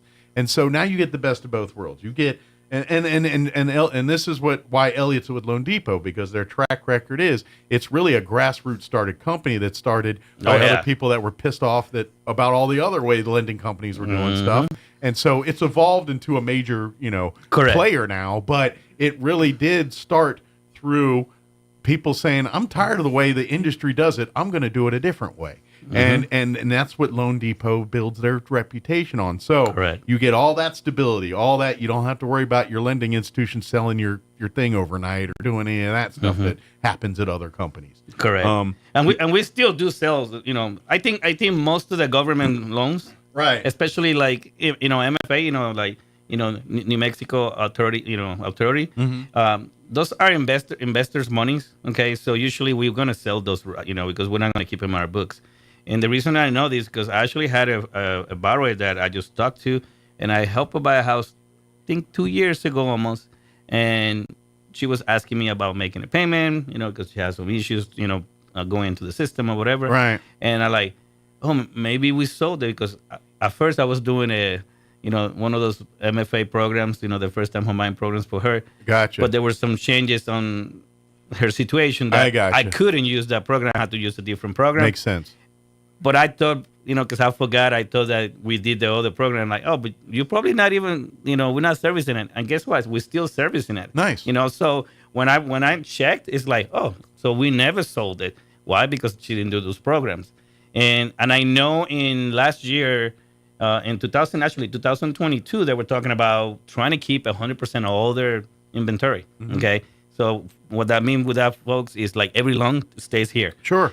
But obviously the market changed and all the stuff are happening, so we're gonna still sell some Sure. as well, just the same. But we try to keep, a lot of the loans with us. I think we get rid of the, if you may, the one that are a little more risky, if you may, after, Sure. and especially well, like the you programs. said, certain programs and things Mhm. that evolve or change, or qualifications, or Mhm. that's where it gets. But like your tried and true and all that stuff that stays with the company. Yeah, but for a minute, I almost became a real estate agent in town, though. And see, and that's the funniest thing, though. But when I started looking into it, like, nah. Yeah, well, and real estate, and this is the thing, and we need to, when we stress every time, when you go to buy a house, whether it's your first house or your 50th house, and we tell you this every single time, the first person you talk to is not the real estate agent. The real estate agent will be the next person you talk to. Mm-hmm. You need to know how much money you can realistically spend. Because the worst thing that you can ever do, folks, is that if you are looking at houses and you don't really know what you can qualify for. Yeah. You are literally setting up yourself for failure. Yeah. And you're going to be, disappointed, and we'll even get frustrated. Sure. Because you don't even know what you can buy. And trust me, when you go to the real estate agent first, 9 times out of 10, they're going to say, go talk to the finance person. Now, they'll help you. But then again, you're probably at the mercy of their suggestions and things and all that, which may or may not include Elliot. But that's that it just depends. It's the world we live in. But this way, you already kind of set the table at the marching orders of the real estate agent. If you go in and get your financing secure, and then you walk into your real estate agent and say, "Look, I've already talked to Elliot. I'm pre-approved for $200,000. I want to look for a home in that price range." And folks, let me advocate for the real estate agents for a minute. Mm-hmm. If you're working for a real estate agent, don't jump from one real estate agent to another. Don't do that to them. Don't put them against each other. Yeah, don't put them against each other. Yeah. If the real estate agent you are working with, just like the same with a lender, you're not seeing eye to eye. It doesn't seem to be a good They're fit. not meeting your needs. And get a new one. Yeah, that's different. But don't use somebody and make them show you 20 houses and then jump to another one because I bet this one could get me a better deal. I know, it's like that's not how it works. That's not it doesn't the way work that way. It does not work because that way. that's one of the reasons that I decided not to become a real estate agent. Okay, and this happens to me once or twice here and there, the same just as a lender. But I just didn't feel like the idea of showing houses on a Saturday and a Sunday. Yeah. And you was saying, but Elliot, what are you talking about? You working the weekends. You're sitting in an office on Saturday. But I'm on my house, though. In my house, I could be on my boxer for all of it. That's true. You don't have to get, quote unquote, dressed up and go and see somebody. Get public ready to go take care of these things. So that's one thing that I do give the agents credit for because they show houses at 7 and 9 on a Sunday or whatever. You know what I mean? And you kind of got to have a nice car because, not all the time, but generally you're a chauffeur and everything else. Imagine somebody show up on a hoosty as a real estate agent. That's right. And if your real estate agent shows up in a broke, beat up car, you're like, I don't think this person sells many houses. I don't know. Maybe I ought to go with somebody else. Here. But again, remember, don't. They could just be frugal. You don't know. They might be sitting on a duck, Scrooge McDuck pile of money. You never know. Don't judge a book by its cover because you never know. Hey, I know guys that me for instance, I try to save as much money as possible. Sure.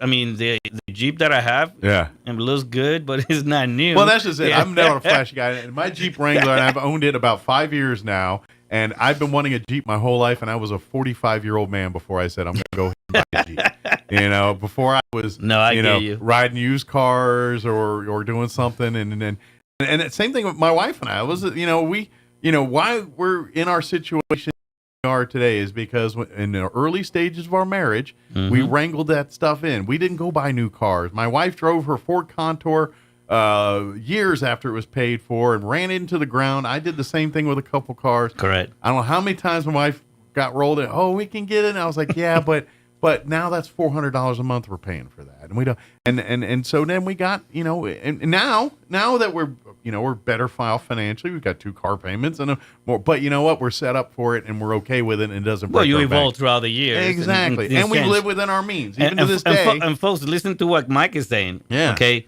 Mike and I say this all the time. Yeah. We started small, and we have evolved to different situations. And unfortunately, we live I think younger generations don't fully grasp that concept. They kind of feel like I go right into the thing and I want all it's like I want to jump into a company, but I'm not here to be an employee. I'm here to be president. Yes. And it's like, yeah, you will one day, but you got to start here and in the mailroom or whatever and learn how the sausage is made before you lead the group. and I think there is a little bit of a disconnect with younger generations on that, and that translates to everything in life.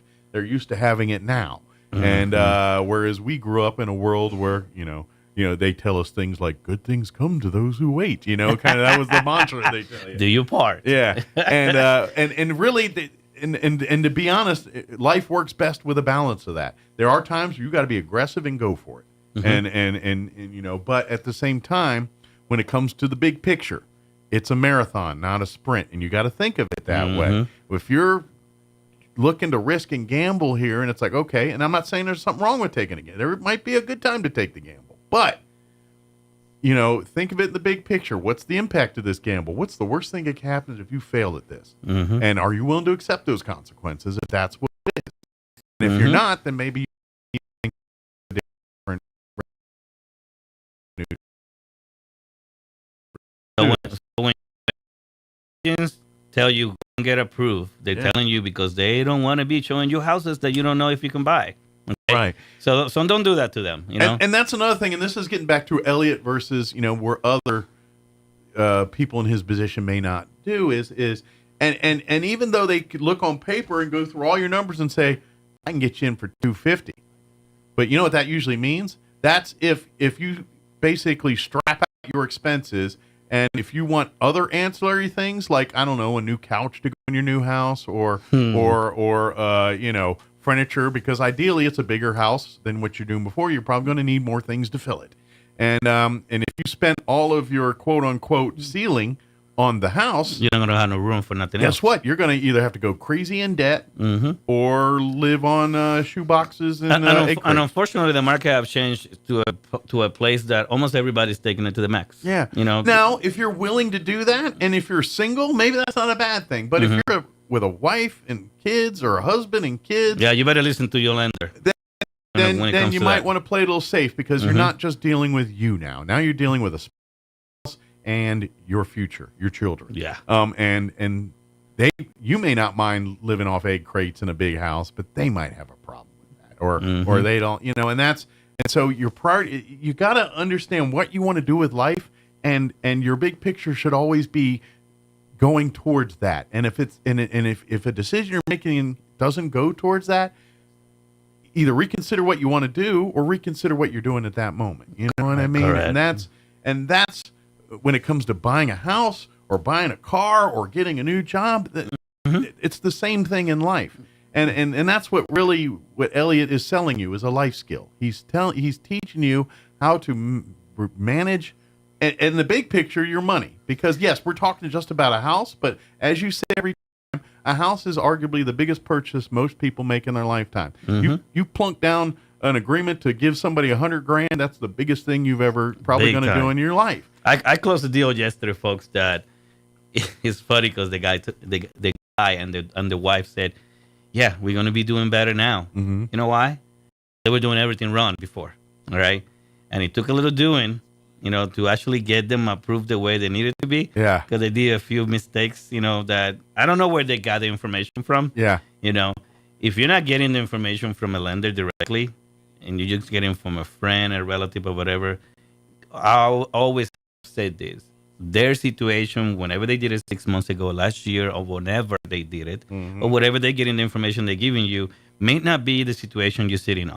Absolutely. So that's why you need somebody like me to be able to tell you where you are. Right. Okay. And if there's things you've been doing wrong, you know what? I think outside the box. I'm ex-military, folks. We take it out of the box. We fold it all over real nice and neat. And now a lot more stuff fit in the box. That's right. Okay? We're always about coming up with a plan no matter what. You have to think a little outside the box and put it right back in. Absolutely. And in the end of the day, if you listen to my lead, trust me in what I'm telling you. I'm not going to tell you to break the law anyway because I don't do that in my office, okay? Right. Yeah. If anybody's thinking about that, Elliot was going to bend the rules, not really, guys. Well, it will always catch up with you. It really does. You may get away with it once, it twice, really does. 3 times, but tell guys like Bernie Madoff. That's exactly how these people get in these. That's the best example right there. That's how these people get in these pickles. Is one thing, it pulled off, and then begats this, and now they're in this snowball they can't get out of. And next thing you know, the Ponzi scheme line's been. But that's just it. Anytime you go shady in the financial world, you may even pull it off once or twice, but eventually it's going to bite you in the butt. At some point, and it may not be 20 years down the road till you're trying to do something else, and then that thing creeps back up in your world. I got a new officer in my office, and I tell him one deal is not worth your license and the rest of your career. Okay, so it's tied up the shoes and tied up the belt and like, hey, sorry, you can't. But if you do this, I know Wolf of Wall Street's a fun movie, but it all ends the same. It doesn't work that way. Yeah, it all ends as you can see, folks, and even on the movie, he didn't last it. Didn't end well there either, but it was a fun ride. He had a fun ride, but in the end, he still paid the piper. Yeah. No, but the folks, don't be afraid of going out there and doing your thing. Sure, it's been very interesting because the market is higher. Sure, okay. We were hoping that the interest rate would get better by now. Sure, okay, because the first quarter. Hopefully going after this quarter may get a little better. Well, it's an election year too, and that always makes things. But I'm a little surprised because it was negative, got a little better. Negative, better. Negative. It seems to be like it goes more negative than anything else. Sure. And for the past 2 weeks or so, maybe 3 weeks, it got a little better. Sure. And then in one day, they just almost took it all back out. It was and at the end of the day, all the variables about public opinion and how they feel confidence-wise about the financial world, that greatly impacts those numbers. If they're nervous, then they're not gonna loosen reins. If they're nervous, they're not gonna do it. There's a reason billionaires are billionaires, and it's not because they make bad decisions all the time. But in the end of the day, folks, don't think about buying a home about what's happening in the market. Sure, if it's your life. Yeah, because you adjusted to your situation. Absolutely. And you should be able to buy a house either way. Something I see a lot on Twitter, X, whatever you want to call that now, is if you go into the feed where they we recommend you check these out kind of thing, not the ones you follow, but we think you'll like these side of it. I see a lot of these videos of young people, generally 20-somethings. And all of them are complaining about the same thing, about getting a home and being a homeowner. And in today's world, it's not like our parents where we paid 50 cents for a home or whatever. They kind of give it like, well, times are different than they were for us now. It's not, you can't do it the way you do it. And I see those things and I understand their frustrations because you're right. There's certain aspects of the world that are not the same they were when we were younger. However, the formula of which you succeeded, in which I'm succeeding, in which any other person can succeed, it doesn't change. Does not change. It's all about the money you take in versus the money you put out there. Exactly. And people that say, well, I don't make enough money to put out there. And it's like, yes, you do. Now it comes to being on lifestyle choices and gets back to what I was telling you. What is your goals and what is your end game? And every decision you have to make from this point forward either is going to get you closer to your goals and end game or get you farther away. Now, how bad do you need an iPhone 12 with the top Verizon plan or AT&T plan on there? Or can maybe we get an iPhone 10 and maybe get the cheap wireless one that the old people pay $50 a month for because we don't need all the garbage that comes with the other. You know what I'm saying? As you guys hear, he's an iPhone. I'm an Android guy. Right, but these are the points I'm making. I know it's very true. It's like well, you can afford it if you just realize what your true priorities are. And what let me give you a good example. I have individuals coming into my office, and they have $800, even $1,100 or $1,200 car payment. Yeah. Okay, and then we're talking about home, and they're like, oh, but that's too much. They're like, you need to go and trade in your vehicle or refinance that car because why are you paying more than where you're going to live? Why do you have that's backwards? $70,000 pickup truck that you barely use as a pickup truck? Well, and even if you needed a pickup truck, go buy a used one. That's a good point. I would like, maybe you should do some kind of, collect some information because that's true. Yeah. How many people have pickup trucks that they don't really use as a Yeah, pickup do you truck. really need that, or you just want to look cool to your other buddies that you got a big pickup truck? Very true. And they spend all their day washing and cleaning them. Like, do you do any actual work in this thing? I remember driving through a neighborhood, and I saw like Homers, big crazy trucks, and the houses, they're a little depleted, they're a little like run down. It's like, why do they have such a vehicle? I mean, it's like, explain that to me. When I was in the military and I was in Kuwait, okay, you see that a lot. It's the same thing? Where people literally live in tents. Okay. And they got a Mercedes sitting out in the driveway. It's literally that crazy. I know. Now, granted, in Europe and Mercedes are a little different than they are here, but they literally live like nomads in a portable tent that they can pack up and put in the trunk of their Mercedes while they're driving a $70,000 car and they live in a craziest tent. thing. But yes. But what Mike said is true. You have to put your priorities in place. Sure. If Now, you need a home, okay, it's time to prioritize that that's the most important thing. Sure. Folks, you could buy a vehicle, you could buy toys, all kinds of stuff after you have your house. Absolutely. Okay. So if you want to buy a home, get with your lender, get with me. I'll tell you what you can accomplish.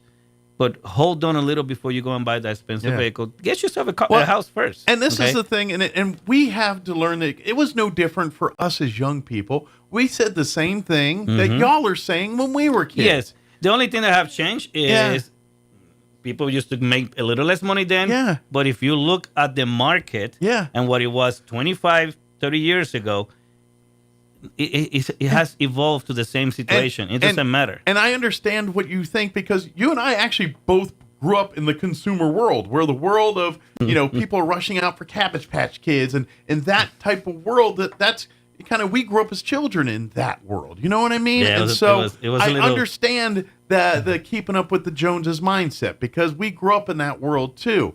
However, this is where you've got to be disciplined. What's more important to you, keeping up with the Joneses or having an awesome home and a thing for yourself when you're 10 years from now or 5 years Very from now? And I'll ask you again. It's like, great. And you say, well, I still can't. But, okay, do you need Netflix, Hulu, Amazon Prime, Amazon Plus, and a cable subscription, and Apple Plus and all that? You're spending $250 a month just on TV alone right there. Do you really need all that? Yeah. Or do you want a house? So, folks, if you're going to buy a house, like if you had that itch that said, you know what, it's time for me to have a home. Yeah. Get with me. I'll tell you, and I'll tell you what you can afford.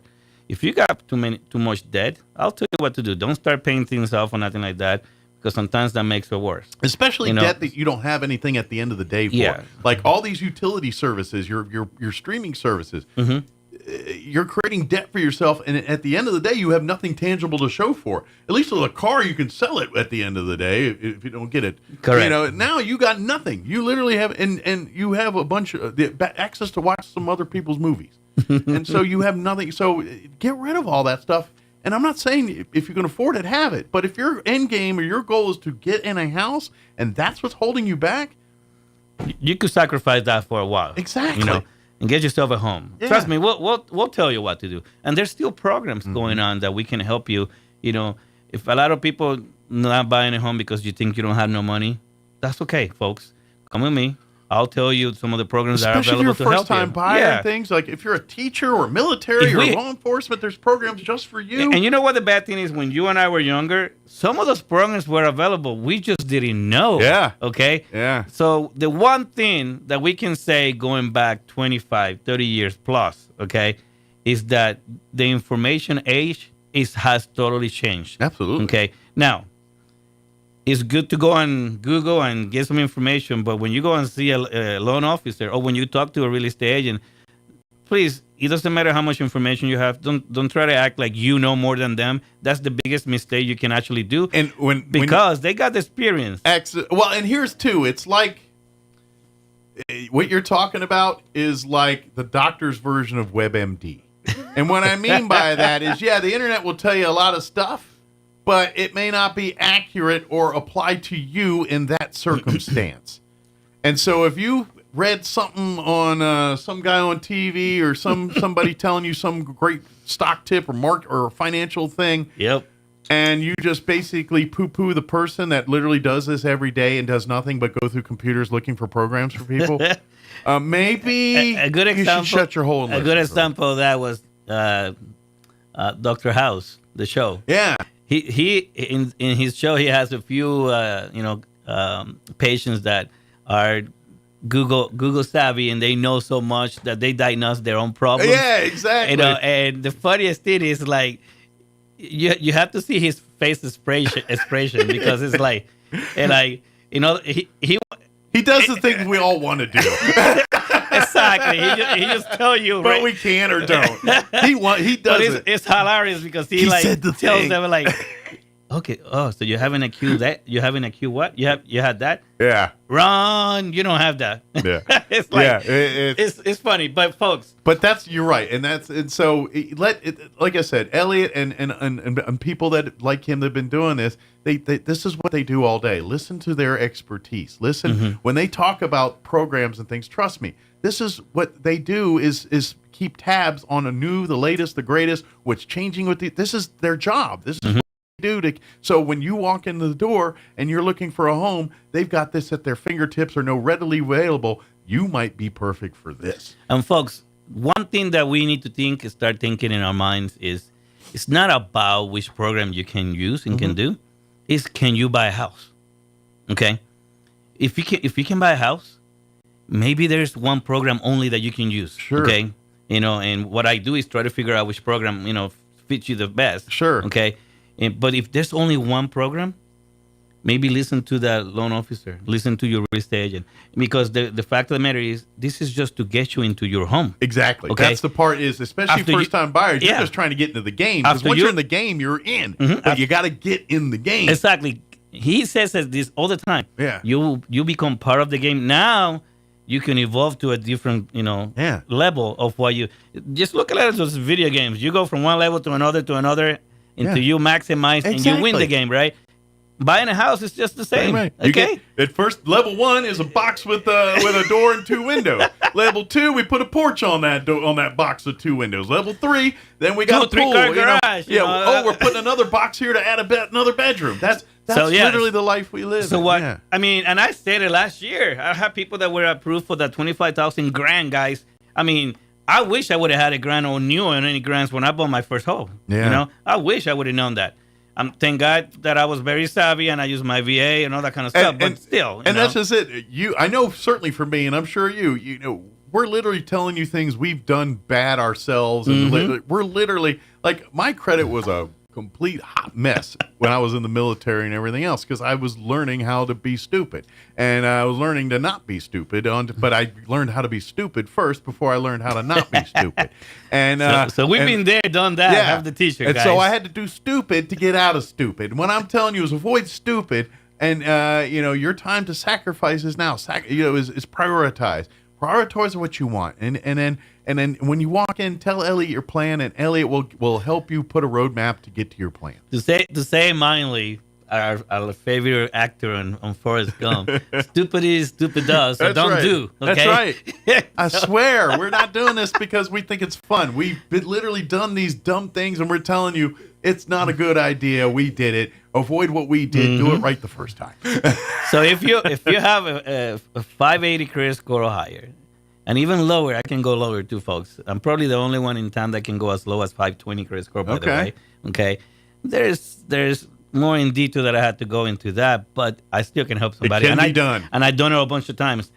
But folks, the one thing you have to really, really, truly worry about, and don't think about that, man. If you're not in the job for 2 years that you have right now, you don't qualify. No, that's been a myth that has evolved incorrectly. No, you have to have 2 years of history of employment.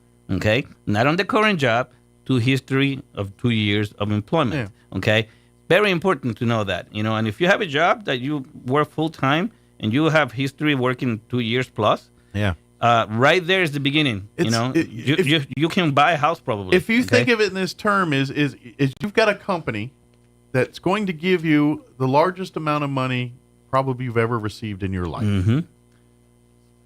They just don't do that willy-nilly without maybe trying to find out if you're a stable or that we're going to get our money back. I know. And so all the stuff you're telling them about the history, it's establishing a history with you, saying this person has a reputation that I can give them $200,000 and they're not going to run off with my $200,000. I got a guy that sent me an email yesterday. I left my job. I don't have the pay stubs. Like, well, you better pick up the phone and call your old job and get it. I mean, it's not an optional thing. Yes, okay. yeah. If your loan officer is giving you a list of what is needed, it's because we need it. It's not a suggestion list. It's like, you want the money. These are the rules. I mean, these are the things I need. It's the funniest thing. It's like getting a job. If you don't fill out the application, you probably won't get the job. And you're like, well, I don't want to fill it out. Great. Well, then you ain't getting the job. Well, this is how this works. Well, you don't have the pay stubs. Then guess what? I can't give you $200,000. It's not going to happen. Oh, and let me give you guys another tip to keep in mind.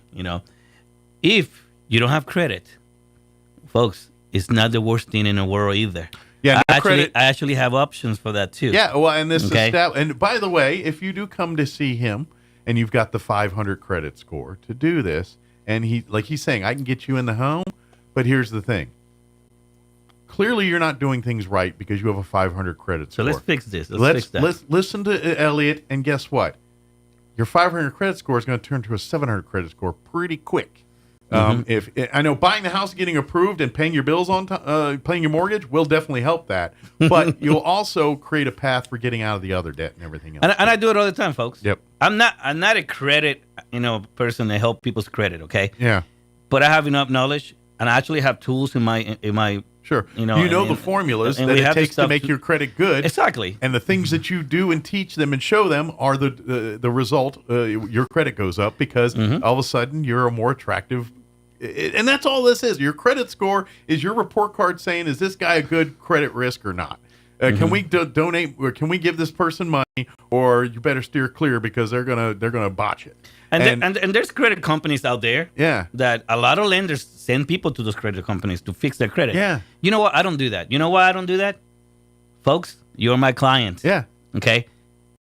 Knowledge. I got the tools. Yeah. Why would I send you somewhere? Why? Because I'm too busy? Yeah. Let me tell you something. The business is never going to end. So. That's right. I do this here and do it myself. You're absolutely right. Why am I going to send you somewhere else when I can tell you what to do? Absolutely. Because I'm doing it in my own personal life, and I have a success with it. And now I'm showing you what I can do. And I got the tools to do it, too. Absolutely.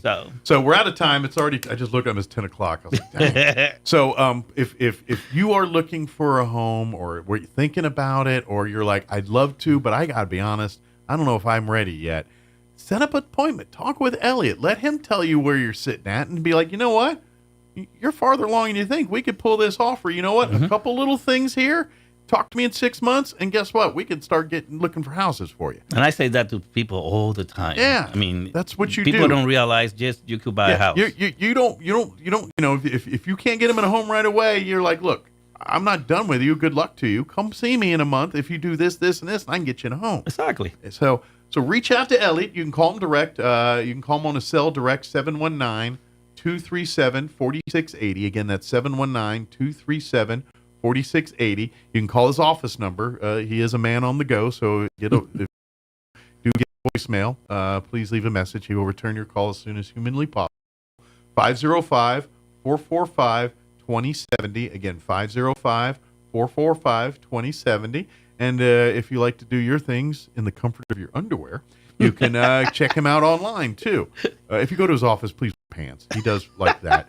But go online. You can check out his website, which is www.loandepot.com/Elliot Rodriguez, all one word. He spells Elliot with one L, so Eliot, and a Z at the end for Rodriguez. Correct. And you can see that's his website, so you can learn all about what Loan Depot services, but then learn about Elliot's track record, his experience, and all the things he does and services he can provide you. If you have questions, you can also shoot him an email. Pretty close to that. It's Elliot Rodriguez, again, all one word, one L, one Z at the end there, at loandepot.com, and you can get an email, and he'll get it right back. And you can look me up on Facebook, too. He does everything. Facebook, yeah. You could even this interview I even post them. Yeah, so we'll have them too. up there, and you can go back and check them out and stuff. So please reach out even if you just want to pick his brain. I heard you on the radio this morning, and I love to do this, but my circumstances, I don't think I'm there yet, or am I? If you're, and I'm telling you, if you're in the rent game and you're doing this stuff for years, you're not doing yourself a service, because you're investing in someone else's future every time you do that. Because when you own your home and you make that mortgage payment every month, you're paying yourself a little bit in the value of your house. Invest in yourself. Whereas a rent, you're paying that little bit to the guy that owns the house you're living in. That's what you're helping him. Yeah, you're helping that person and not. So. Did we get it all, Elliot? I think so. Awesome. As always, appreciate the visit. No, thank you for having me. Have a good weekend and stay warm and dry, and we'll see you next time. Yeah. The spring is just trying to cash in. It's not here yet. Summer's not here yet. Yeah. We're thinking summer. We think it's spring, but technically it's still winter. That's very true. We're like, got summer dreams, and we think it's spring, but technically we're still summer or winter in New Mexico. No, if you're in the market to buy a house, don't hesitate. Absolutely. We'll help you out. We'll set you the right direction. Well, he will put it this way. Listen to Elliot, work with him. He will put you in a good situation. I'll give you my word on that. And set the table for whatever dreams or goals you have for yourself. Let Elliot put that foundation there for you to do that. I have one saying, I don't take dreams away, I actually give them. That's right. Or create new ones for them. Yes, sir. Maybe you have a dream you haven't realized yet, but you just didn't realize it because you didn't have a foundation to see it. Yes. Let Elliot create that foundation. So, shit, sir. We'll see you next time. Thank you. All right. It's 10:04. I better really shut up before I cut into actual, just cut into news now. So I'm not too in trouble. But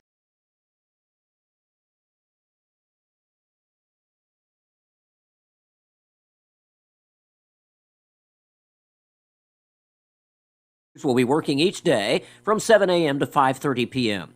Access to residences and businesses will be maintained.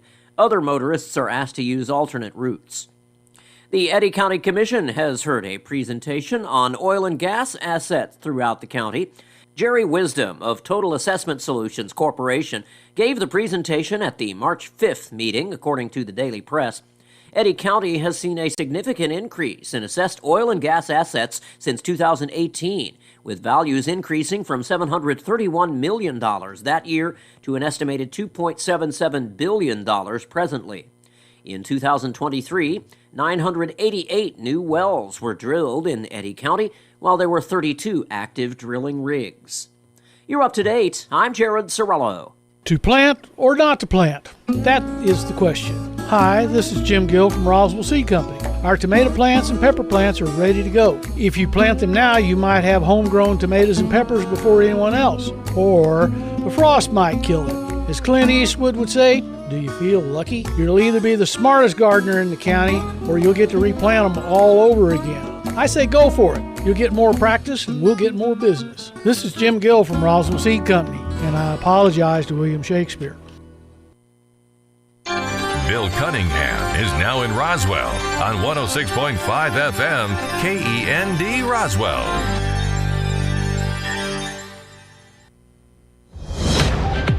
News this hour from townhall.com.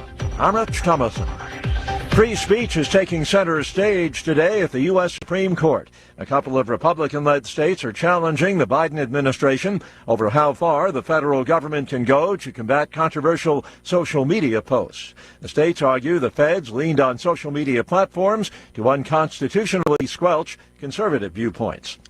Former President Trump says China's construction of massive auto plants in Mexico, with plans to export vehicles to the U.S., would have dire consequences for the American auto industry. But Mr. Trump says he has a plan for averting an economic catastrophe. We're going to put a 100% tariff on every single car that comes across the line, and you're not going to be able to sell those cars. If I get elected, now if I don't get elected, it's going to be a bloodbath for the whole...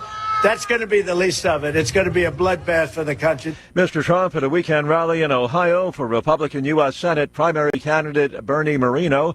It's a three-way primary. Secretary of State Frank LaRose and State Senator Matt Dolan also in that race. Texas Attorney General Ken Paxton wants to go after prosecutors who aren't doing their job. The rule that targets DAs who do not prosecute criminals appropriately could affect the Bexar County District Attorney's Office. The proposal would allow the Attorney General to remove the DAs of large Texas counties who don't provide additional reporting on certain cases so as to provide transparency. The San Antonio Police Officers Association has often complained about Bexar County DA Joe Gonzalez's lax handling of violent crime cases. Tasha Stevens reporting. Russia's election commission says President Putin has won a fifth six-year term in office, capturing an overwhelming share of the vote. On Wall Street, the Dow is up 164 points, NASDAQ ahead 261. More on these stories at townhall.com. This is Dennis.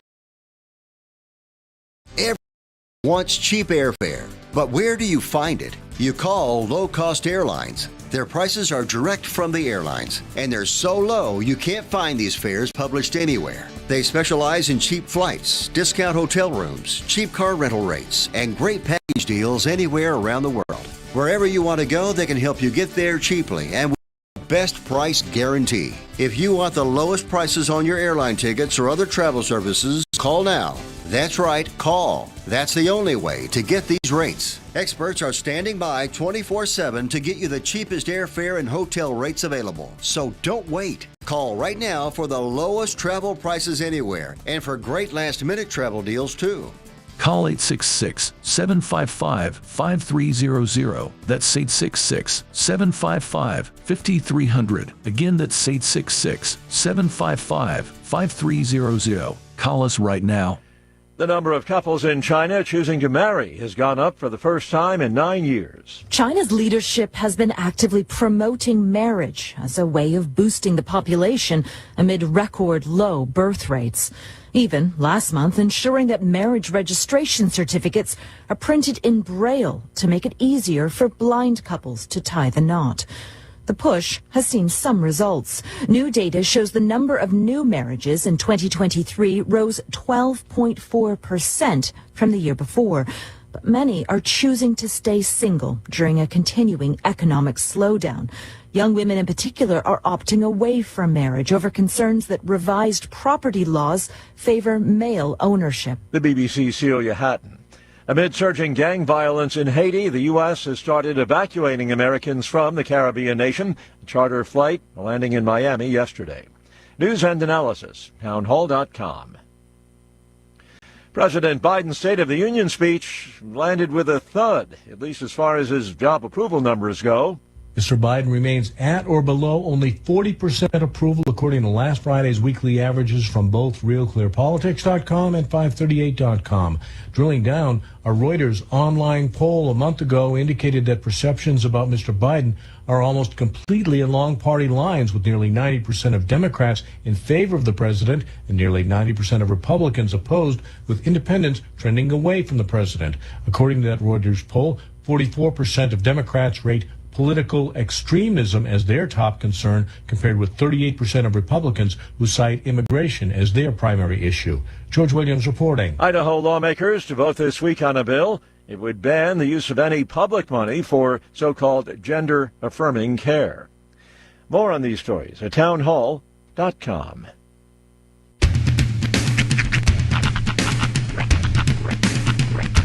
What in the wide, wide world of sports is going on here?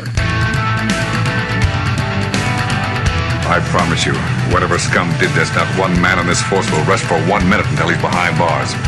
Now let's grab a bite to eat. Yeah, come on. I feel the hot wind on my shoulder and the touch of a world that is older. I hit the switch and check the number. I leave it on and then I slumber.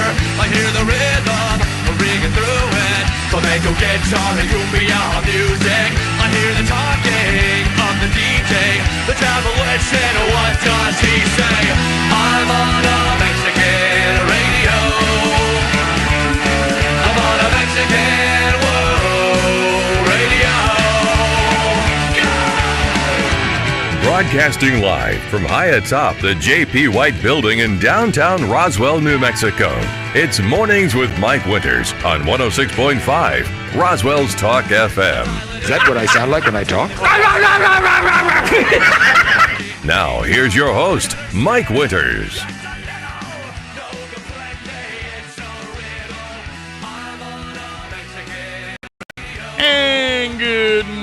It is 6 minutes after 9 o'clock. Welcome to hour number 3. Crazy Journals.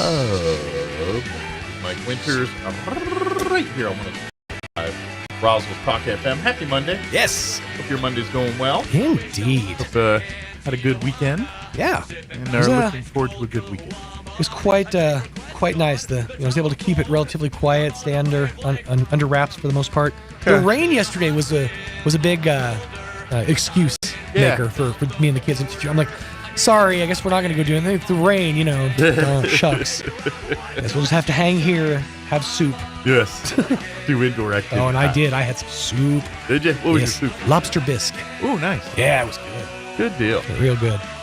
You really trust lobster bisque when you get it from Roswell, New Mexico. It's real authentic. Well, I know exactly where you got it from. Yeah, it came from Baja, but yeah, in a package. From the Walmart. Yes. But yeah, there he is. We were just kind of talking a little bit off air. Back to that documentary thing.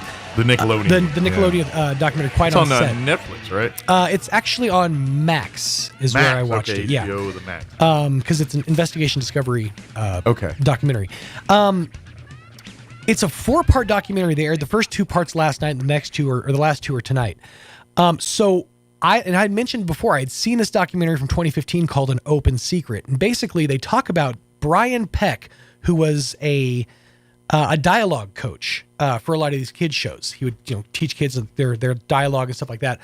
But he's also worked in and around Hollywood for a long time. He worked really closely with Bryan Singer, who is the director of the X-Men movies. Mm-hmm.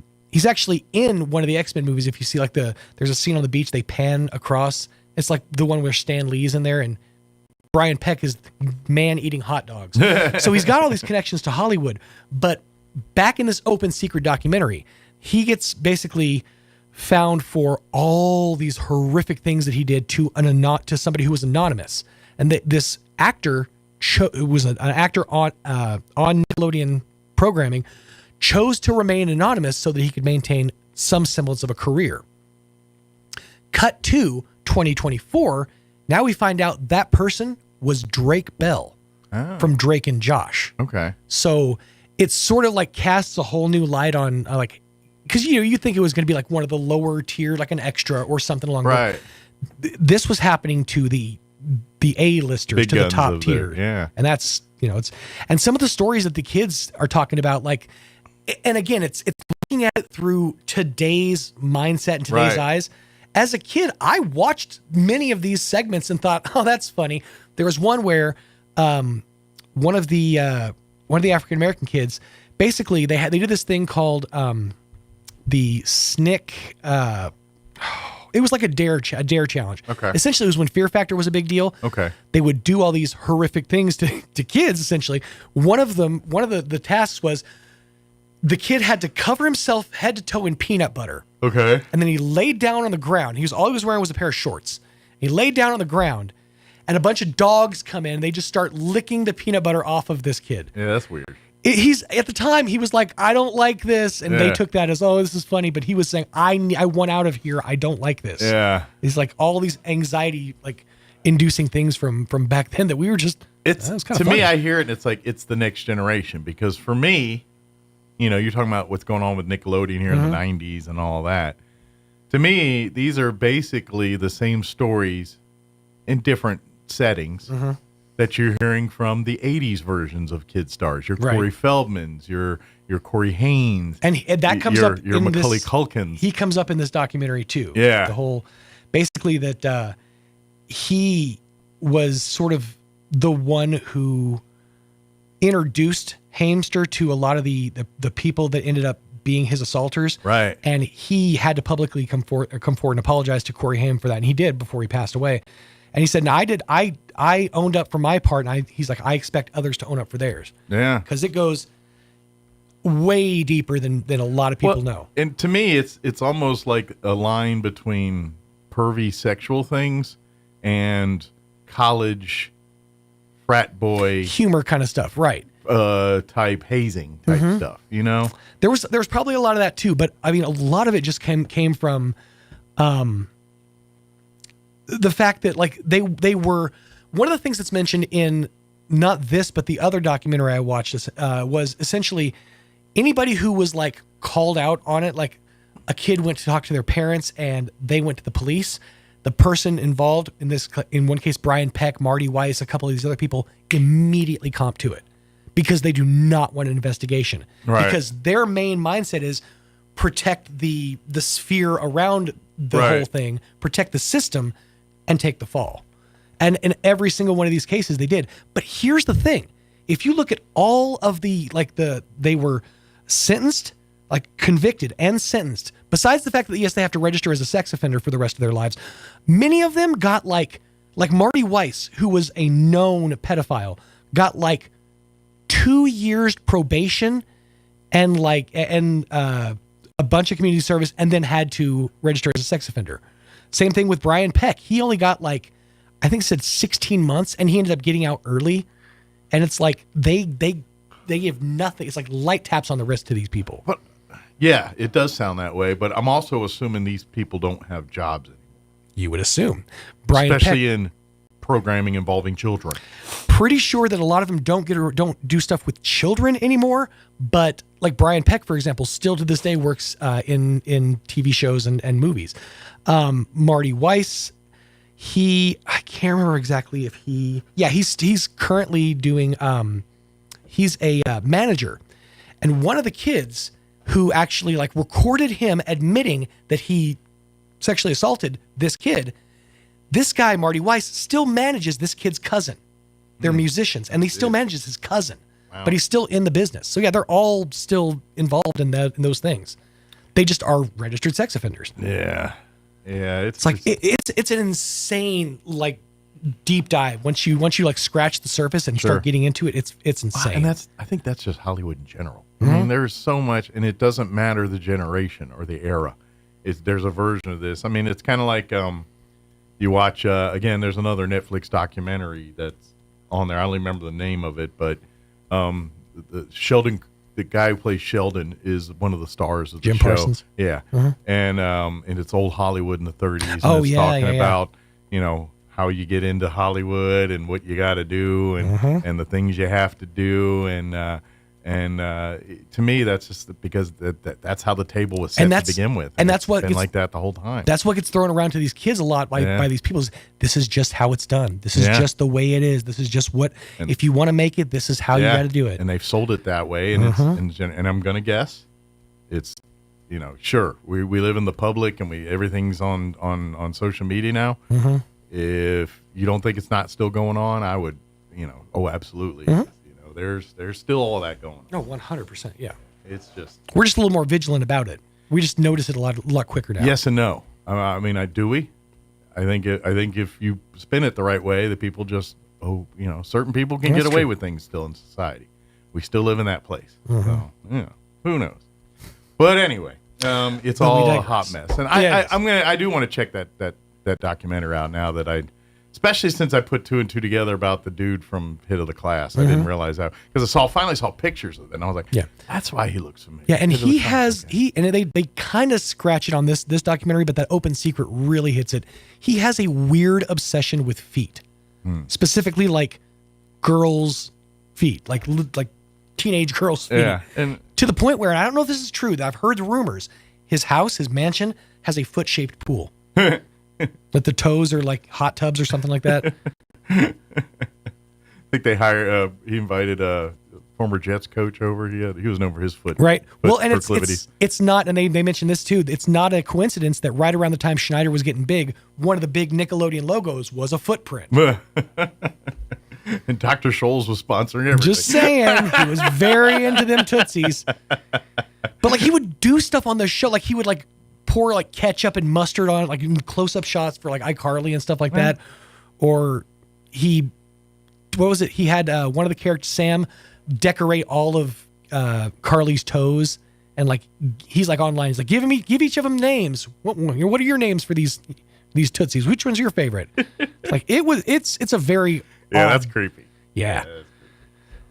I'm not here to kink shame or anything, but man, that was All I know is if I had a kid, I don't think I'd show many kids programming.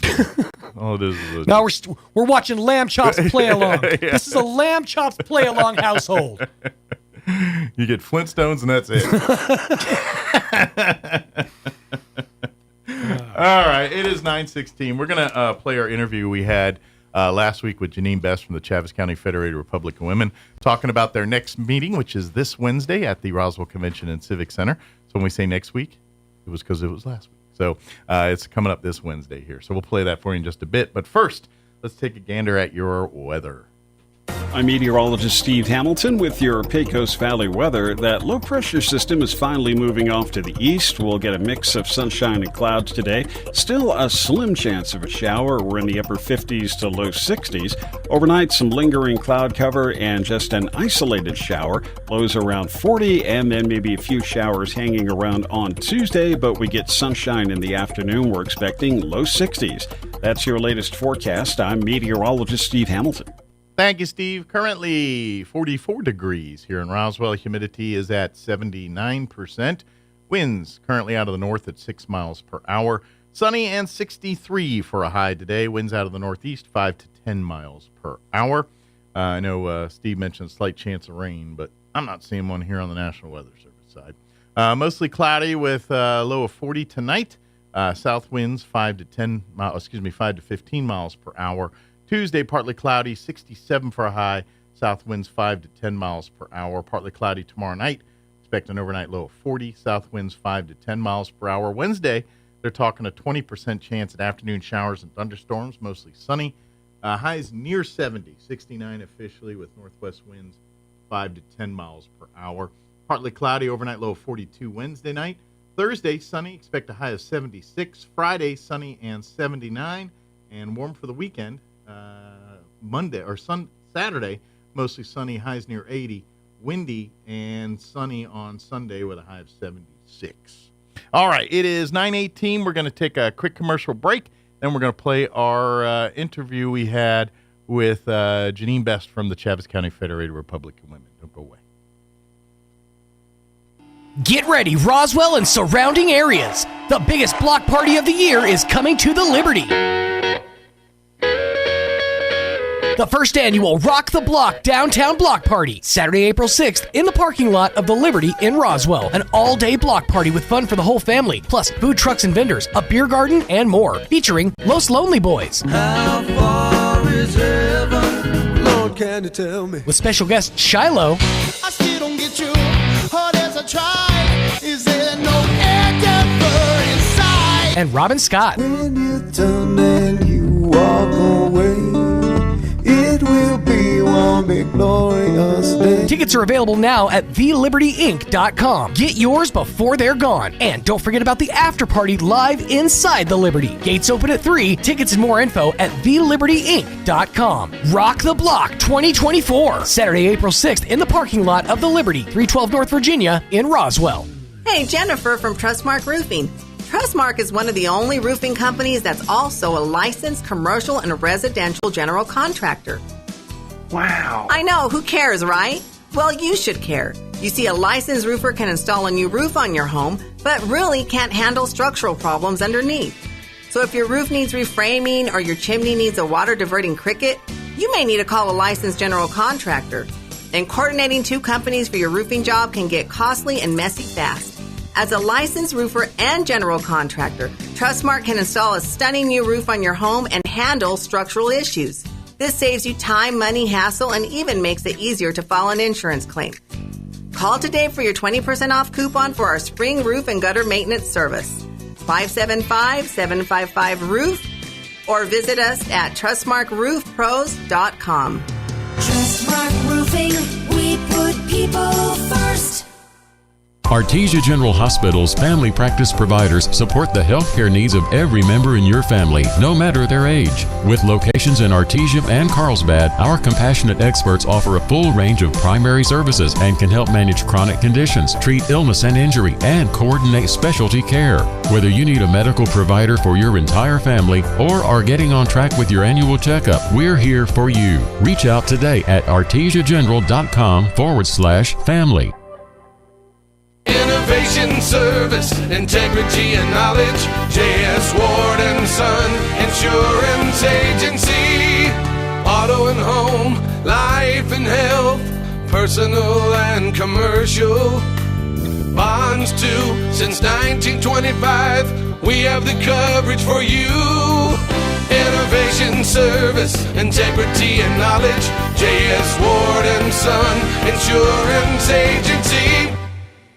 Edge Safety and Services, LLC in Artesia, New Mexico has an immediate opening for roustabout crew and a safety technician. Position requires a clean driving record and must be able to pass a drug and alcohol screening. Edge Safety offers great pay with IRA benefits and employer contribution towards health benefits. Please email resumes to edgecoding@yahoo.com or apply in person at 2801 North Freeman in Artesia. Edge Safety and Services is an equal opportunity employer. Roswell Honda is doubling down on doubling up. Yup, double your tax refund and march into savings at Roswell Honda. $1,000 get you $2,000, $1,500 get you $3,000, and $2,000? Well, that means $4,000 towards your next vehicle. And with a lot full of amazing vehicles, you can double up and save big. Get a 2015 Hyundai Santa Fe, just $289 a month. A 2016 Jeep Cherokee, just $249 a month. Or a 2019 Nissan Versa, just $199 a month. Double up days roll on at Roswell Honda, 2177 West 2nd. The need to grow past our basic capabilities and experience the impossible will forever keep aviation technology evolving. Within the Aviation Maintenance Technology program at ENMU Roswell, students thrive knowing that the faculty and community are supporting their success. ENMU Roswell is dedicated to empowering students through hands-on skills training in a nurturing environment. To learn more, contact us today. Here's a Mornings with Mike Winters fun fact. Slugs have 4 noses, but no fingers to pick them. Here's Mike Winters. And welcome back to the morning show. And joining us in studio this morning, Janine Best from the Chaves County Federated Republican Women back with us. Good morning. How are you today? Good morning. How are you? Doing great.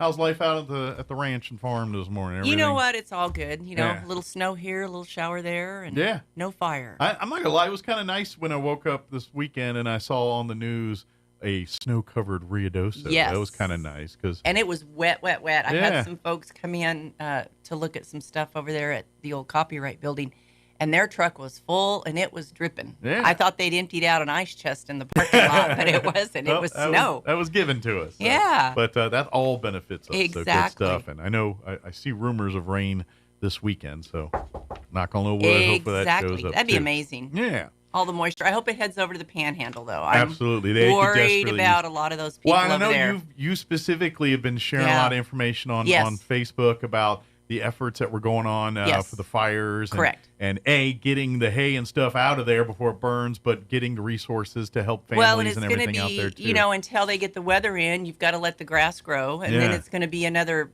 16 months to 2 years before they get enough grass back. Right. And keep in mind, that little panhandle feeds 90% of America. It does. You don't realize how much comes out of it. So they need a lot of love, and just keep donate. You can donate at Roswell Livestock, Eckel Feed Supply. Okay. Used to be the old JP White. Okay. And they're still taking loads over there. Okay, so we great. still have folks, doubling up the Eckel. I believe they're matching everything. Oh, great. So definitely make it where they got to cut a bigger check so we can so get your that stuff steaks will still be in the grocery store. Absolutely. But if that stuff greatly impacts not only what we do here but across the state. So it does. It's great. It does. It's a foundation. And again, if you want to learn more about it, Roswell Freedom Talk is the Facebook page. There's a lot. That's one of many other places you can find. I'm sharing as much as I can there. Yeah, absolutely. But for folks that aren't familiar, the Chaves County Federated Republican Women is an organization that supports the Republican Party of Chaves County and the candidates, but in and of itself, it's its own civic organization that focuses on the education of our issues locally, statewide, things that conservatives are paying attention to. Plus, it's a service organization and scholarships and working with other nonprofit charities in our community. Correct. To either kind of partner with a certain event or help make sure that what their event is doing is, what it's for and all that kind of stuff. So when they're not, having their monthly meetings, and of course we're in an election year, so you're going to see a lot more candidates start being guests at the different meetings here as we get close to primary seasons right around the corner, and then the general right on the heels of that. So, exactly. So it is a busy time for that. So now's really the time for you to start educating yourself on what candidates from the Republican Party are going to. Now we're starting to see names pop up. We're starting to see people saying they're committing from Senate level all the way down to your city and county level positions as well. We're starting to see some big names in the national Senate race and all that. So tomorrow, the 12th, I believe today's the 11th. The 12th, all of the paperwork has to be turned in for who's going to be on the primary ballot. Gotcha. So we'll know by Wednesday. Know definitely by Wednesday. And then certainly by next week's meeting, we're going to know. So, Correct. Very good. So, but now's that time to start paying attention. So a great way to do that is to come out to each of the monthly meetings at the Chaves County Federated Republican Women. It's a lunch meeting, so it is. They feed you. You come, and there always is a guest speaker pertaining to, it could be like last month, for instance, it was really about how the county and the city, how the sausage is made. You had the county manager, city manager kind of sharing their jobs with the public and understanding. Ooh, that word sausage making. And so that's really what the Chaves County Federated Republican Women do. So good news is we always set it up so we get Janine or one of the members join us here a week out from the meeting just to kind of tell you what's going on. And of course, we know we march on our stomachs. So we got to tell you the food and everything else that's going on. So we have a big celebration this month. All right. This is our 50th anniversary. All right. So we became a charter in 1974. All right. So this is as much as a birthday party. This is a birthday party. It's awesome. a 50th birthday party. So we'll be having a proclamation from the New Mexico Federated Republican Women, and so I guess their chapter president or whatever going to come down. Yeah, that's Teresa Barncastle. All right. So she lives here in town. I'm going to say she doesn't have to go very far. Doesn't have to go very far, but she's going to read a proclamation, and who knows, we may sing happy birthday to us. Why not? Who knows? You could. We have lemon peppered chicken, rice pilaf, vegetables, salad rolls, and butter, tea, and water, and that is from Peppers. That's a great We meal. contracted Peppers for the rest of the year. And for all you health-conscious people, that's a meal you don't have to substitute things because it's chicken and rice and it's lemon pepper, so it's not all fried up for all the folks that are trying to be a little more health-conscious. Exactly. So you can have seconds if you want. Our board members are going to provide the dessert. Awesome. Dessert's not included in this anymore. Well, but is it going to be a cake? Because it's a birthday party. It's going to be cupcakes, single serve. So yeah, that perfect. makes it a little bit easier for us. Well, that us. way, because the person on knife is never getting it quite, so someone's going to get a bigger piece, and we don't want to start that little because cake will start wars. Exactly, and it's a little messy, but that's okay. So cupcakes, everyone gets the same size. Everybody gets the same size, same thing. No one gets to lick the knife at the end, though. We're going to have all of our scrapbooks that we've been making. We've won scrapbook for the state, I think, for the last 3 to 6 years, something like that, first place. So you can kind of see the history of the progression organization. and the history of everything. You might see your mother or your grandmother in those books. Absolutely. So come down and look generations at of families probably. If you've got generations of families that have been involved in New Mexico, correct. Odds are pretty good. You might see a relative or two at some of the photos from the past events and things over 50 years. Correct. That's quite a lot of history there. So we have a jam-packed show, luncheon. We've got a big show for you. Sausage making party. It's so big. Show. Yeah. It actually is. We have all of our Republican legislators. Excellent. Are coming in to tell us what went on for the 30-day session, what we won, what we lost, how we're going to go back in. The good, the bad, and the ugly of it, of Correct. all this stuff, which I guess the best thing we could say about this session, it was only 30 days. Exactly. Let's hope she doesn't revisit this whole issue. Yeah, for now. Exactly. We get called back. Exactly. So when you come to lunch at $17 a head, we want you to include your meal. Obviously. That includes your meal, drink. Yes. Which, by the way, paying $17 for lunch now is usually on the cheap end. You know what? You can't. This meal that I just quoted, you can't get that for less than $25 if you go. I went to Texas Roadhouse this weekend. Mm-hmm. It was $20 for get another 7 shrimp. And Texas Roadhouse is generally the cheaper places to get a steak in town. I'm just so like, you're right. oh my it's very gosh. expensive. So for $17, you're getting a great meal. You're getting a great meal, and good information. Absolutely, and that's just it. You're meeting all of your legislators. You get to meet the people that are making the decisions in the roundhouse and in the other houses. Correct. And there's something to be said when you hear it directly from the people in the room at the time. Correct. So what I'm asking is, even if you are not going to eat, please RSVP, because I got to get your chairs out there, or you're going to be standing against the wall for an hour. Absolutely. It's going to be a popular one. It's going to be a popular one. I need to know how many's coming so I can get the chairs out, whether you're eating or not. Yep. And if you are eating, please, so we can make sure Peppers has enough to cover everything. Correct. So you can call, or you know what? Everybody's an email person. So this is rsvpccfrw@gmail.com. Okay. So rsvpccfrw@gmail.com. That's the first letter of every. Yeah, CCFRW is the acronym for Charles County Federated Republic of Women. And so you're just That, RSVPing. just do the count. Or give us a call. And my number is 575-420-8455. And if you don't want to talk to me, just text me, because some people just don't want to even listen to my voice. Well, we live in a world where generation of people, some like you and I grew up in a world of talking. Yes. But there's people that are younger than us. Yes.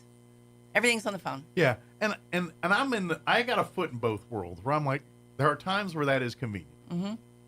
Sometimes you just got to say yes or okay. Exactly. And we can knock that out. But there's times I'm like, yes, but. Yes. And I need to explain something, and that's where you need to get on the phone and do that. So exactly. I like both, but I can appreciate. But if you are one of the folks that your social is all involved in a computer screen, and she can help you out too. Yeah, just go to the RSVP CCFRW or give me a call, text me, just so I can have the chair there for you. Absolutely, because there's always a lot going on at the beginning of the meeting anyway, and so if we can streamline those logistics, that actually simplifies a layer of stuff, because a lot of people are just coming in, especially if it's their first time, they're kind of figuring out where to go next or who to talk to or looking for a familiar face. So there's a lot of that confusion going on for a little bit there till everyone gets settled. We'll have some of our candidates there too. Yeah, and so you get to meet and mingle and talk with them, ask them questions. Usually if some people need to get on petitions, I'm not sure if we're still in that phase. We're probably done by that by now. We'll be done by then, because tomorrow is the last. Yeah, so we'll be done by then. Yeah, so they got to turn everything in tomorrow. Normally, I'd also invite you to check out the table, because there's usually a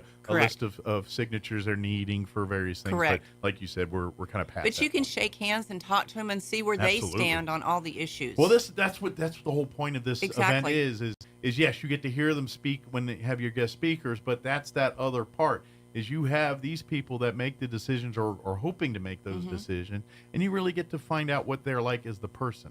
And let's face it, when someone's doing a speech, it's everything that's coming out is meant to come to you and is polished and researched and not opinion. Well, it is, but it's very researched and rehearsed.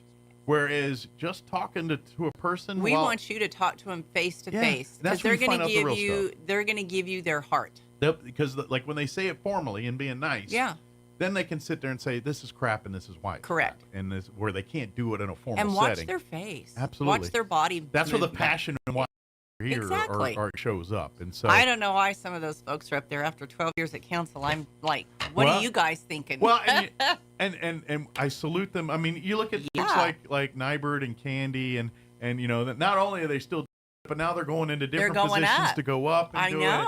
And yes, part of me is so thankful we have them.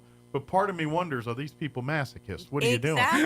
Exactly. There is a passion there. And definite thank God passion for them, because and really this is what you get to meet, because you meet people like Candy and Greg, and you figure out real quick, you know, this isn't about title. This is really just the way of life that we have here in Southeast Mexico. These people are doing everything they can to preserve that. And those folks are not about themselves. Absolutely. They are about the people. Absolutely. They have proven that their run is about the citizens of New Mexico and not their own backyard. Trust me, they've had so many arrows and mud slung at them that they have thick skin. Don't get me wrong, but they are used to it in some way, shape, or form, which is not a good thing. But they they're built a little different And than the you and I when it support. comes to They that. would Yeah. love to see, even if you just come and sit, they want to see the support from their people. They're always the kind of the always the losing side of an argument in every room. It seems like in Santa Fe,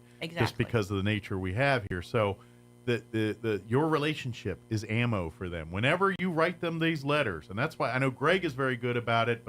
But when you talk to your legislators, tell them I'm in your district. Exactly. Give them. I'm from Roswell. I'm from What can I do Chaves for County, you? wherever you live at. You tell them that because it gives more weight. Correct. Because they get hit with so much correspondence from PAC groups to everybody else. And so as soon as they see something from a local constituent, someone that actually is a person they actually represent, they are going to put that much more weight to that opinion because at the end of the day, they're going into the room to represent you. Correct. And so they want to know what you say. So please, by you giving that input and be professional, hey, I'm in your, but tell them you're in your district because it's ammo for them when they go into those losing fights and rooms. I've got a whole district of letters here telling me you're doing it wrong and we need to fix it. I mean, one is one. When you got a whole county or a whole district of someone telling you that, then maybe you should listen to that. And so even in the places where they have the least amount of friends, your letters, your correspondence, your information is the ammo that keeps them to be able to fight in those rooms. And this is a warm body. Be there with your warm body and shake hands and talk to them and you'll find that they're very personal people to talk to because we get intimidated by titles. They're and like things. us. Yeah, and then you realize, oh my goodness, they're good old boy, good old girl, just like me. You know exactly. what I mean? And they're down to earth. Yeah. They are down to earth. But they're battle tested, and they're hardened in the ways a little bit because they got to deal with it to survive. But at the same time, these are the people that, despite every door slammed in their face, every meeting that told them they're not relevant, they keep fighting. Correct. And so that's why it's so important for we, the people, to support the people we send to Santa. Correct. Yeah. I agree. Yeah. I agree. Now that you've got that, now that I got all stumped out on out. that, so boxed out. This luncheon is May 20th. Yes. And it starts. The doors open at 11:30. Yes. Lunch we serve at 11:40. March 20th. I'm sorry. Yeah, not May 20th. March 20th. Oh, did I say May? You did. Oh got my it. gosh, No, I'm in a hurry. Yeah. March. Time's already March. going fast enough. We ain't in May yet. March. but March 20th. I'm waiting for that last snowfall. It's 1 week from this Wednesday. Correct. Here. Correct. You're listening to this, Yes. actually. So, yes. 1 week today. Yeah. Roswell Convention Center, 11:30. We have all of the scrapbooks to look at. Yeah. A lot of Bring a scrapbooks. friend. Bring a friend. Bring a friend and come. Call me about the chairs so I don't have you standing because we got to get enough room. Yeah, that we can see, especially if your friend doesn't, because I don't want to stand for an hour, and I'm sure they don't want to either. So call an RSVP. And it helps us in the convention center out. And obviously, if you want to get more involved with the Chaves County Federated Republican, by the way, you don't have to be a woman to be involved. Correct. Men are a part of it and very much a part of it. Correct. But we would love to have you there as part of it. And don't forget, if they work with youth on their side, there's youth members that work towards earning scholarships and things like that. Our youngest member is 2 years old. Awesome. Yeah. So please consider that too if you're wanting to get your children involved in getting them, teaching them kind of, starting early on what the things what we need to care about in this community. Please come invite them to the meeting, but also learn more about becoming a member. Talk to any of the Federated Republican women that you'll see in attendance. They'll be easy to spot. They usually have some kind of we got red name tags. Red name tag or something. I hide in the corner, but that's okay.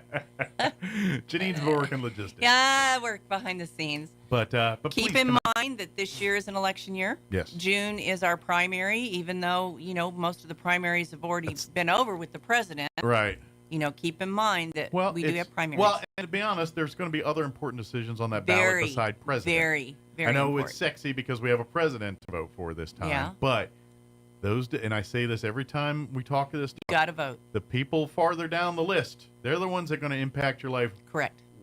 The locals. Much greater than someone at the top of the list here. The locals, the poor peons down here that are making the foundation. Your county commissioners, your city councilors, your legislators, senators, your state reps, your senators, your state representatives. These are the people, and quite frankly, every representative that comes from this part of the country or state, is always outgunned when they go to Santa Fe. They just are, because they get a little help from the Four Corners. That's about it, know. And even the other southern side of the state's not as supportive as it used to be. Correct.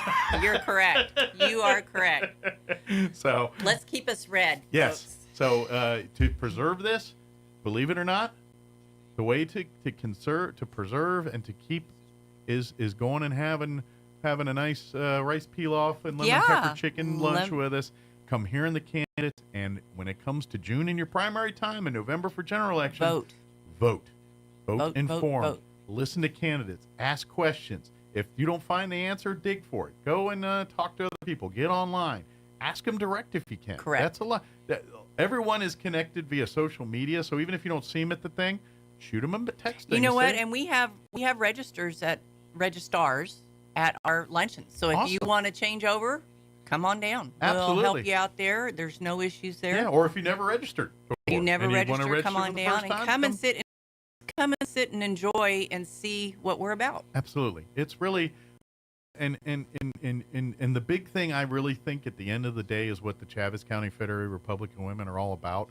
I mean, obviously, the temp poll we support the Republican Party about, but at the end of the day, what it's all about is just to preserve the way of life, the things we have and enjoy, and the fruits of our labor. We want to continue that the people that call Southeast New Mexico home get to do that for the next 50, 100, 200 years.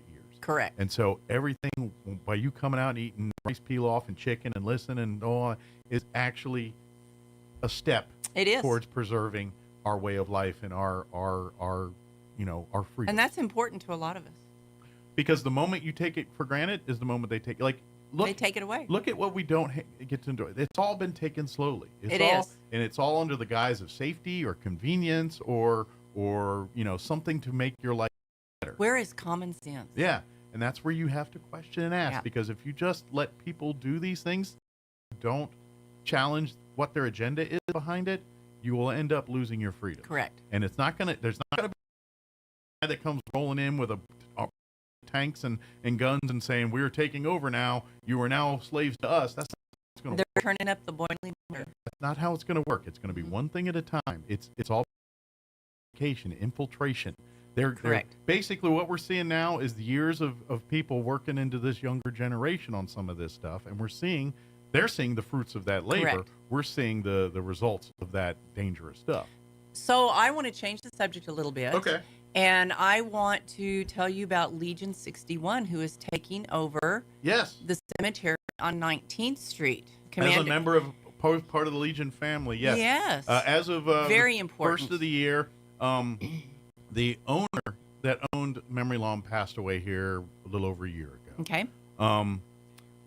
We as a Legion post were working with the wife there and the family, and we came in almost very early in the time that they took over, because they took over ownership because lack of Correct. You saw what happened. So Correct. the new owners came in.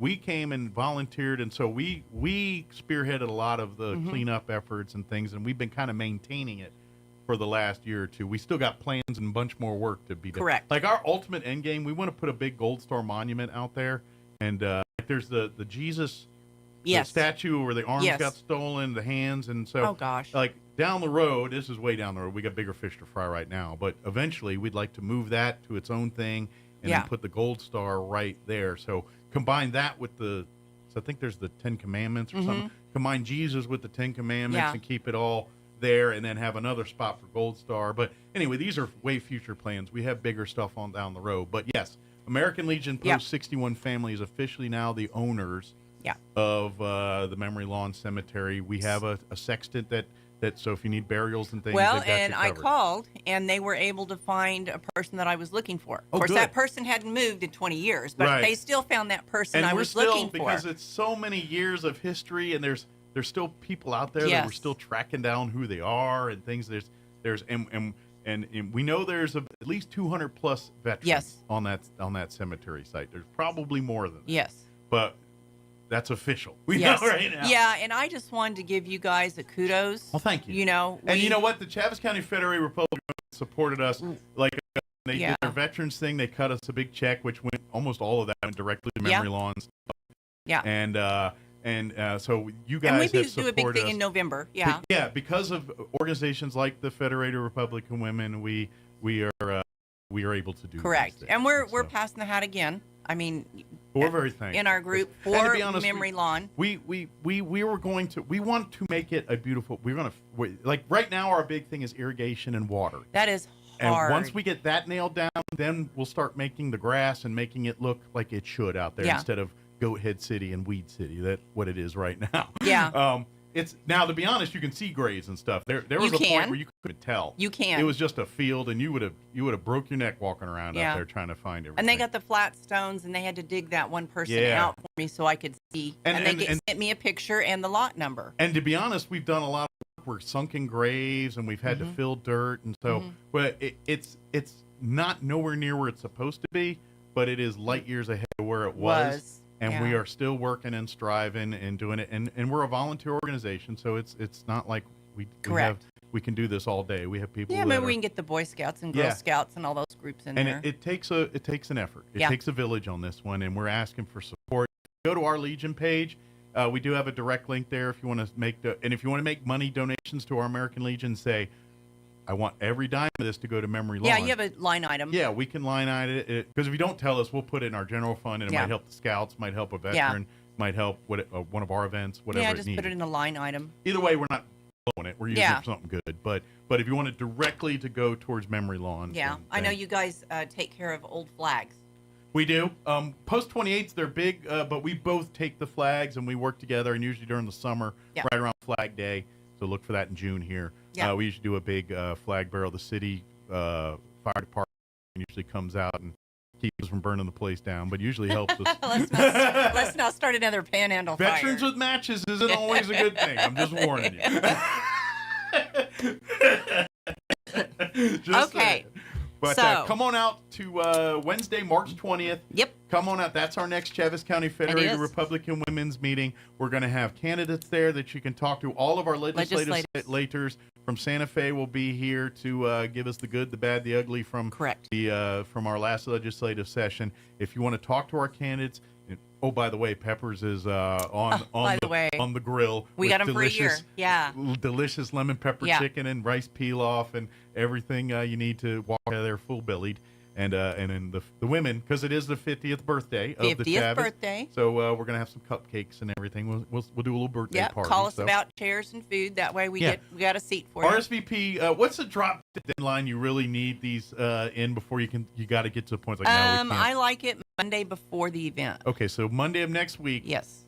Make sure you get in touch with Janine or one of the Chaves County Federated Republican Women. Again, you can email, or I would even just say, to be easy, the Chaves County Federated Republican Women have a Facebook page. You probably go there, like and follow it, and you'll see a reminder about the meeting. It'll have the email if you don't remember. And I do stream that every time. Yeah, you do stream the meeting. I stream the meeting every time now. I've learned how to do that, teaching an old dog new tricks. Yeah, which is very great, and I highly recommend you if you can't make it. But if you can be at the meeting, it's way better, because you do miss... Yeah, just the smell of the food. Yeah, well, that you miss, you've got one perspective from right there. You don't see everything else going on in the room, and sometimes you need that to get a full understanding of what... It's always good to go back and listen to it again, though. I do. I've gone and checked out a few of them and hear what they have to say, and it's always it's good information. It's good information, and you don't realize what you don't know until you talk to the people in the rooms. Correct. And that's that one-on-one contact that we miss so now. Yeah, and that's what, if you think of nothing else from this meeting, that's one of the most valuable insights that you get from every month's meeting, regardless of who's speaking. You get that insight on the people that were in the room making those decisions, and so even if you don't agree necessarily, it gives you a better understanding on why it happened. True. You know what I mean? And that's so important in this day and age. Because especially when you talk about Santa Fe and Democrats and Republicans, like, you're not going to agree with anything, but at least you can understand the logic behind it, and then say, okay, it is for good, not for something else. Correct. You are so true. Absolutely. So true. Did we get it all? I think so. Excellent. And of course, please, they're always looking for more volunteers, more members. Quite frankly, we need the next generation of women to start filling in the leadership roles, because quite frankly, ladies like Janine and Joan are getting tired of doing it, and they want to, they got grandkids to roll around on the floor with. They don't want to be busy, doing all this stuff. Yeah. Not yet. Some do, some don't. I'm like, no, I don't want them. Some do, some don't. But you want to roll around in something. You got other things in your life. I'm going to go dance. You got other things in life than this that you want to do. So you want to do that too. So if you're looking, if there's young ladies out there that are wanting to get involved in something, I invite you to come out next Wednesday and see how we do it. See what it's all about. So thank you. As always, thank you, Janine. God bless. We'll see you next month. And thank you. Try not to work too hard. And I'm sure we'll Joan will feel better next time. Yeah, Joan's a trooper. She is so sweet. Yeah. So sweet. But she'll feel better next month. So we'll make sure she's And that's just it. That's the thing, too, is these are blessings they're not going to have forever. We need the next generation. Correct. So we need the next Joans and Janines to come and do this. So thank you, dear. Thank you as always. God bless. Absolutely. Well, yay. Crews will be working each day from 7 a.m. to 5:30 p.m. Access to residences and businesses will be maintained. Other motorists are asked to use alternate routes. The Eddy County Commission has heard a presentation on oil and gas assets throughout the county. Jerry Wisdom of Total Assessment Solutions Corporation gave the presentation at the March 5th meeting, according to the Daily Press. Eddy County has seen a significant increase in assessed oil and gas assets since 2018, with values increasing from $731 million that year to an estimated $2.77 billion presently. In 2023, 988 new wells were drilled in Eddy County, while there were 32 active drilling rigs.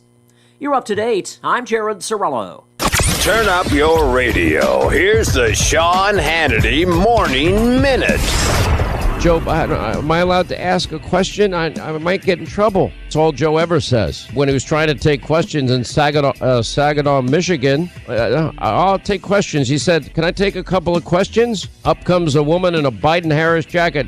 We're going to take a few questions. Then the staff immediately puts their arms around Joe and walk him away. Why? Because his cognitive decline, that surge of energy seems to have disappeared. Joe, you're the president, you idiot. Take as many questions as you want, but they won't let you, Joe, will they? Because they know that you're going to screw it up. They know you're a weak, frail, cognitive mess. America, wake up. You want this guy as your president? Check out the Sean Hannity radio show later today, right here. Imagine a society with a digital dollar and no cash. No tooth fairy or piggy banks. No more selling extra items for cash. A digital dollar means your life could depend on the internet, electricity, and people you don't know. Plus, it means every penny you have could all be tracked. So goodbye to privacy. That's why thousands of Americans have decided to opt out of the government's plans by talking to Goldco and putting a portion of their savings into physical gold and silver, including Sean Hannity. Sean has personally bought metals from the top-rated company, Goldco, who has an excellent reputation. They've placed over $2 billion in gold and silver, and right now they're offering up to $10,000 in bonus silver while supplies last. So call Goldco at 855-815-GOLD to learn how you could get started today. Tell them Hannity sent you and see if you qualify for up to $10,000 in bonus silver. Call Goldco at 855-815-GOLD. That's 855-815-GOLD. I'm meteorologist Steve Hamilton with your Pecos Valley weather. That low-pressure system is finally moving off to the east. We'll get a mix of sunshine and clouds today. Still a slim chance of a shower. We're in the upper 50s to low 60s. Overnight, some lingering cloud cover and just an isolated shower. Lows around 40, and then maybe a few showers hanging around on Tuesday, but we get sunshine in the afternoon. We're expecting low 60s. That's your latest forecast. I'm meteorologist Steve Hamilton. With the Wall Street Business Report, I'm Rich Thomason. Google's parent company Alphabet climbed 5.5% before the bell on reports that the tech giant is in talks with Apple to license Gemini, that's its suite of generative AI, to the iPhone maker. Wall Street's coming off its second straight losing week after several reports that inflation remains stubbornly persistent. Inflation remains the big concern for Wall Street amid hopes that the Federal Reserve will start cutting interest rates. The Fed sharply raised rates starting in 2022 in a bid to tame inflation, bringing it back to the Fed's 2% target. That's a goal that has yet to be achieved. Fed officials will give their latest forecast for where they see interest rates heading this year on Wednesday, following their latest policy meeting. Traders are still leaning toward a rate cut in June, according to data from CME Group. For the Wall Street Business Report, I'm Rich Thomason. To plant or not to plant? That is the question. Hi, this is Jim Gill from Roswell Seed Company. Our tomato plants and pepper plants are ready to go. If you plant them now, you might have homegrown tomatoes and peppers before anyone else. Or the frost might kill them. As Clint Eastwood would say, do you feel lucky? You'll either be the smartest gardener in the county or you'll get to replant them all over again. I say go for it. You'll get more practice and we'll get more business. This is Jim Gill from Roswell Seed Company, and I apologize to William Shakespeare. Pecos Valley Production is excited to announce their online ordering has never been easier because now you can order from PVP online in Spanish. Simply head for PecosValleyProduction.com and switch the tab on the bottom left of your screen from English to Spanish. Now it's never been easier to get access to the healing and calming products you need simply and affordably. Just log on to PecosValleyProduction.com and switch the tab on the bottom left of the screen from English to Spanish. Pecos Valley Production, dairy to dank since 2016. Must be 21 or over with valid ID to purchase. Here's a Mornings with Mike Winters fun fact.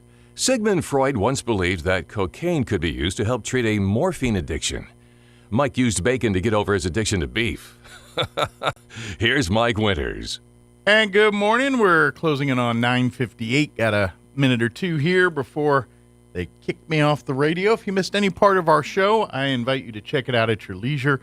Just log on to ksvptv.com. Click on the Mornings with Mike Winters channel. You'll find all of our videos there. We replayed some interviews this morning, so they're all there now. 7 o'clock hour, we played our interview with the folks from the Chaves County Health Council and Bill from VDEX talking about diabetes solutions for folks. E-Rod, Elliot Rodriguez at Lone Depot, I'm going to make that stick, joined us. We played his interview in the 8 o'clock hour talking about home buying and things like that. It's like Fetch from Mean Girls. Yeah. We're trying to make E-Rod happen. I like it, though. And, of course, this hour we replayed our interview with Janine Best from the Chaves County Federated Republican Women talking about their next luncheon this Wednesday.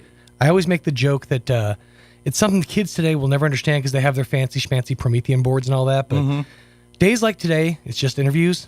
Oops, all interviews. It was like when you were a kid in school, and everybody remembers this, is that squeak, squeak, squeak, wheel the cart down in the hall. Yeah. It's slowly coming. You're like, oh, we're going to watch a video today. I remember it was a big deal that you got to clean the erasers. No, the clap out? Yeah. Yeah. Either you got in trouble, but if no one got in trouble, usually someone who'd like to clean them, and there was always a couple of kids that always wanted to do it because you get messy, ultimately. You do get a little, you do get chalky. Yeah. I feel like those are the kids that go on to do like uneven bars and like pole vaulting and stuff, track and field events. Not They even love doing cheese out there. Clapping the chalk. That's right. I don't like that feeling. Ugh. No, not me either. No. Also want to remind folks, tomorrow night is Historical Society's night out at Texas Roadhouse. So tomorrow night, go get dinner at Texas Roadhouse. They'll be in tomorrow to tell us about it. But get it at the T Roadhouse. I'm just going to shorten everything now. Roadhouse. And get you some dinner. And a portion of that goes back to the Historical Society tomorrow. So nice. We'll remind you more tomorrow. But have a great day. Word out. You're listening to 106.5 Roswell's Talk FM, KEND, Roswell, New Mexico. We'll be back bright and early, 7 a.m. tomorrow. Take care. Talk to you then. Bye-bye now. Breaking news this hour from townhall.com.